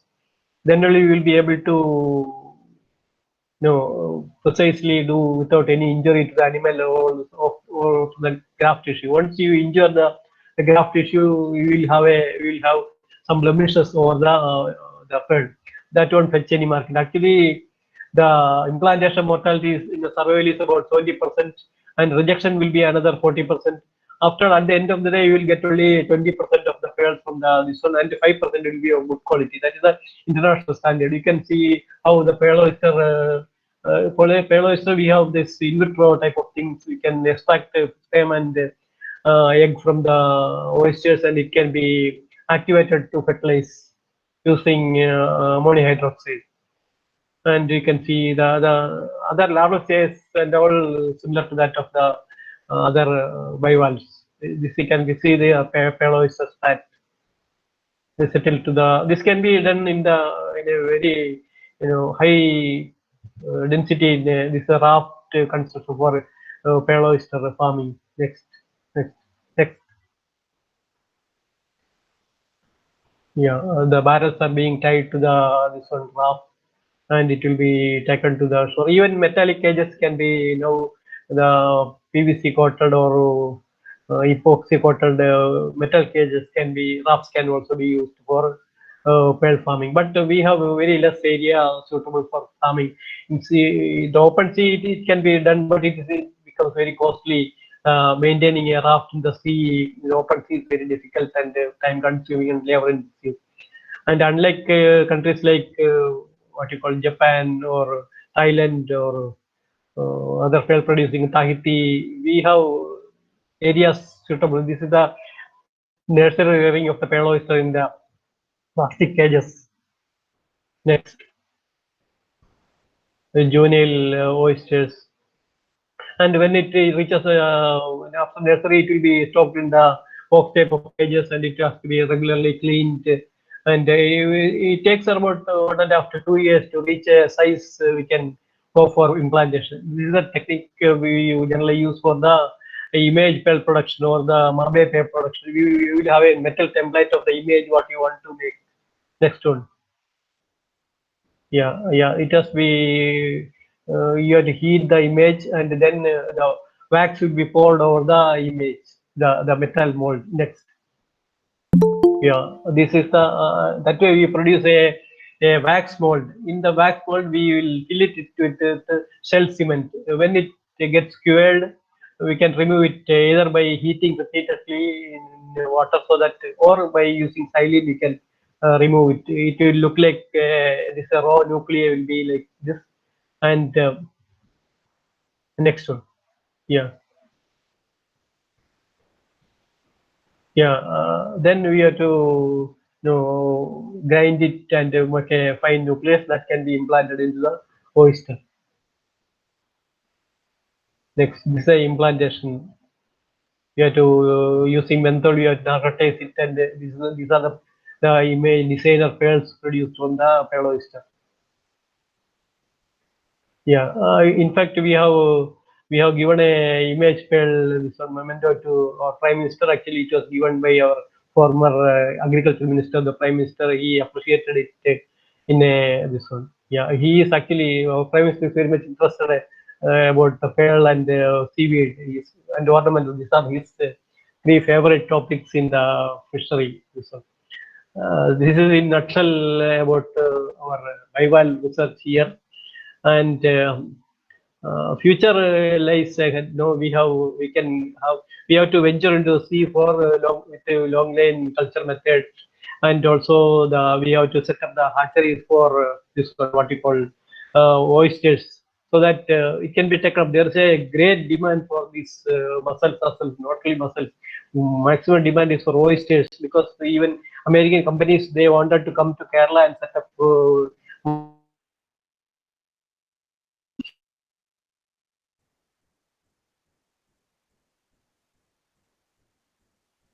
take it back at a very good price and get the stick, but we are yet to tap that market. And in addition to this, next slide, we are also into fish. Also, we are doing here at our center. Next slide, please. Another slide, please.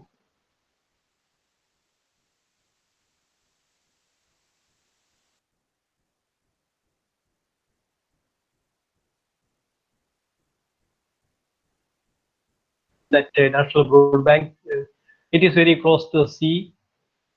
Next one, this is the RI system we have developed for broodstock development. It is fully indigenously made, and it is working fine. And these are RI for our broodstock which we not only supply egg hatcheries, and so we produce good amount of farmers. Anybody who is interested to start this type of units, units can obtain egg from us. That is all about bivalve farming and our recent. And I'm trying to set up few hatcheries. One in Maharashtra, the Kerala government has also started their project, and we will be shortly signing entries for setting up a bivalve hatchery at Kannur district of Kerala. And Goa has also shown much interest in this one, bivalve hatcheries, because unlike prawn farming, it helps a lot for the small farmers, and sustenance level. This is an important activity, and there's a future of this bivalve and seaweed culture in the sea. We are with the Kerala government to study the feasibility of IMTA, that is mostly with seaweed and mussel. We are experimenting in the open sea along with the artificial. They have artificial reefs put in the sea. So in the same area, they wanted to try mussel as well as seaweed along with fish, and that project is also. These are the new areas emerging, and so with this cultivation mussel is the sea, and huge actually. Australia and New Zealand, they are planning for $1 billion industry for mussel, and we have very good growth in our waters. There is a huge potential for us to venture into sea and start developing it, but it may not be as profitable as prawn hatchery, but still, since even Europeans or Australians, they can do and make profit. Definitely, India can also make better profits from this because of the tropical conditions. All these bivalves grow fast, and we can harvest them and export it, or we can. This is a cheap protein that can be given to our people also.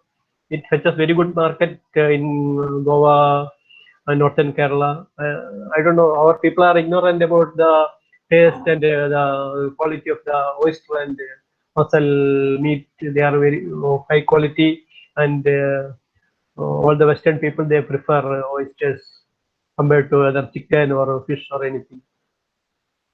But this is a small presentation, and I am very thankful to the university as well as the dean and vice chancellor and head for giving me an opportunity to present this bivalve thing before you. Thank you so much. Thank you, Dr. Anil, and I'm very happy, and I would also like to say that Dr. Anil is my colleague, and we studied PhD together, and I'm really very happy to see Anil contributing a lot towards research, and I hope it is useful, especially for the students. And we have some questions, and I request the participants that the questions can be sent to us by email, since we are running short of time. So once again, Dr. Anil, I thank you on behalf of Dean, the convener, and the organizing committee for your wonderful presentation. And it shows a lot of hard work has gone into it. So I'm also very proud of you. Thank you so much, Anil. Thank you. Dear participants, thank you. With this, we are closing the session for today, and we will be having our second session tomorrow. It will start at the same time at 10 a.m. And I have a small request to make, since the Google Meet has restricted to 100 participants. We have been sending the link for live streaming link, so kindly share it. And we are very sorry that we are not able to admit everybody. So please bear with us. Google Meet has restricted the number of participants to 100. Thank you, one and all. Thank you for patient listening, and thank you all the persons who have delivered very good lectures. And it is an eye opener to our subject. And I'm very happy that it has been, and it will be useful to all of us. Thank you, one and all. See you tomorrow. Thank you.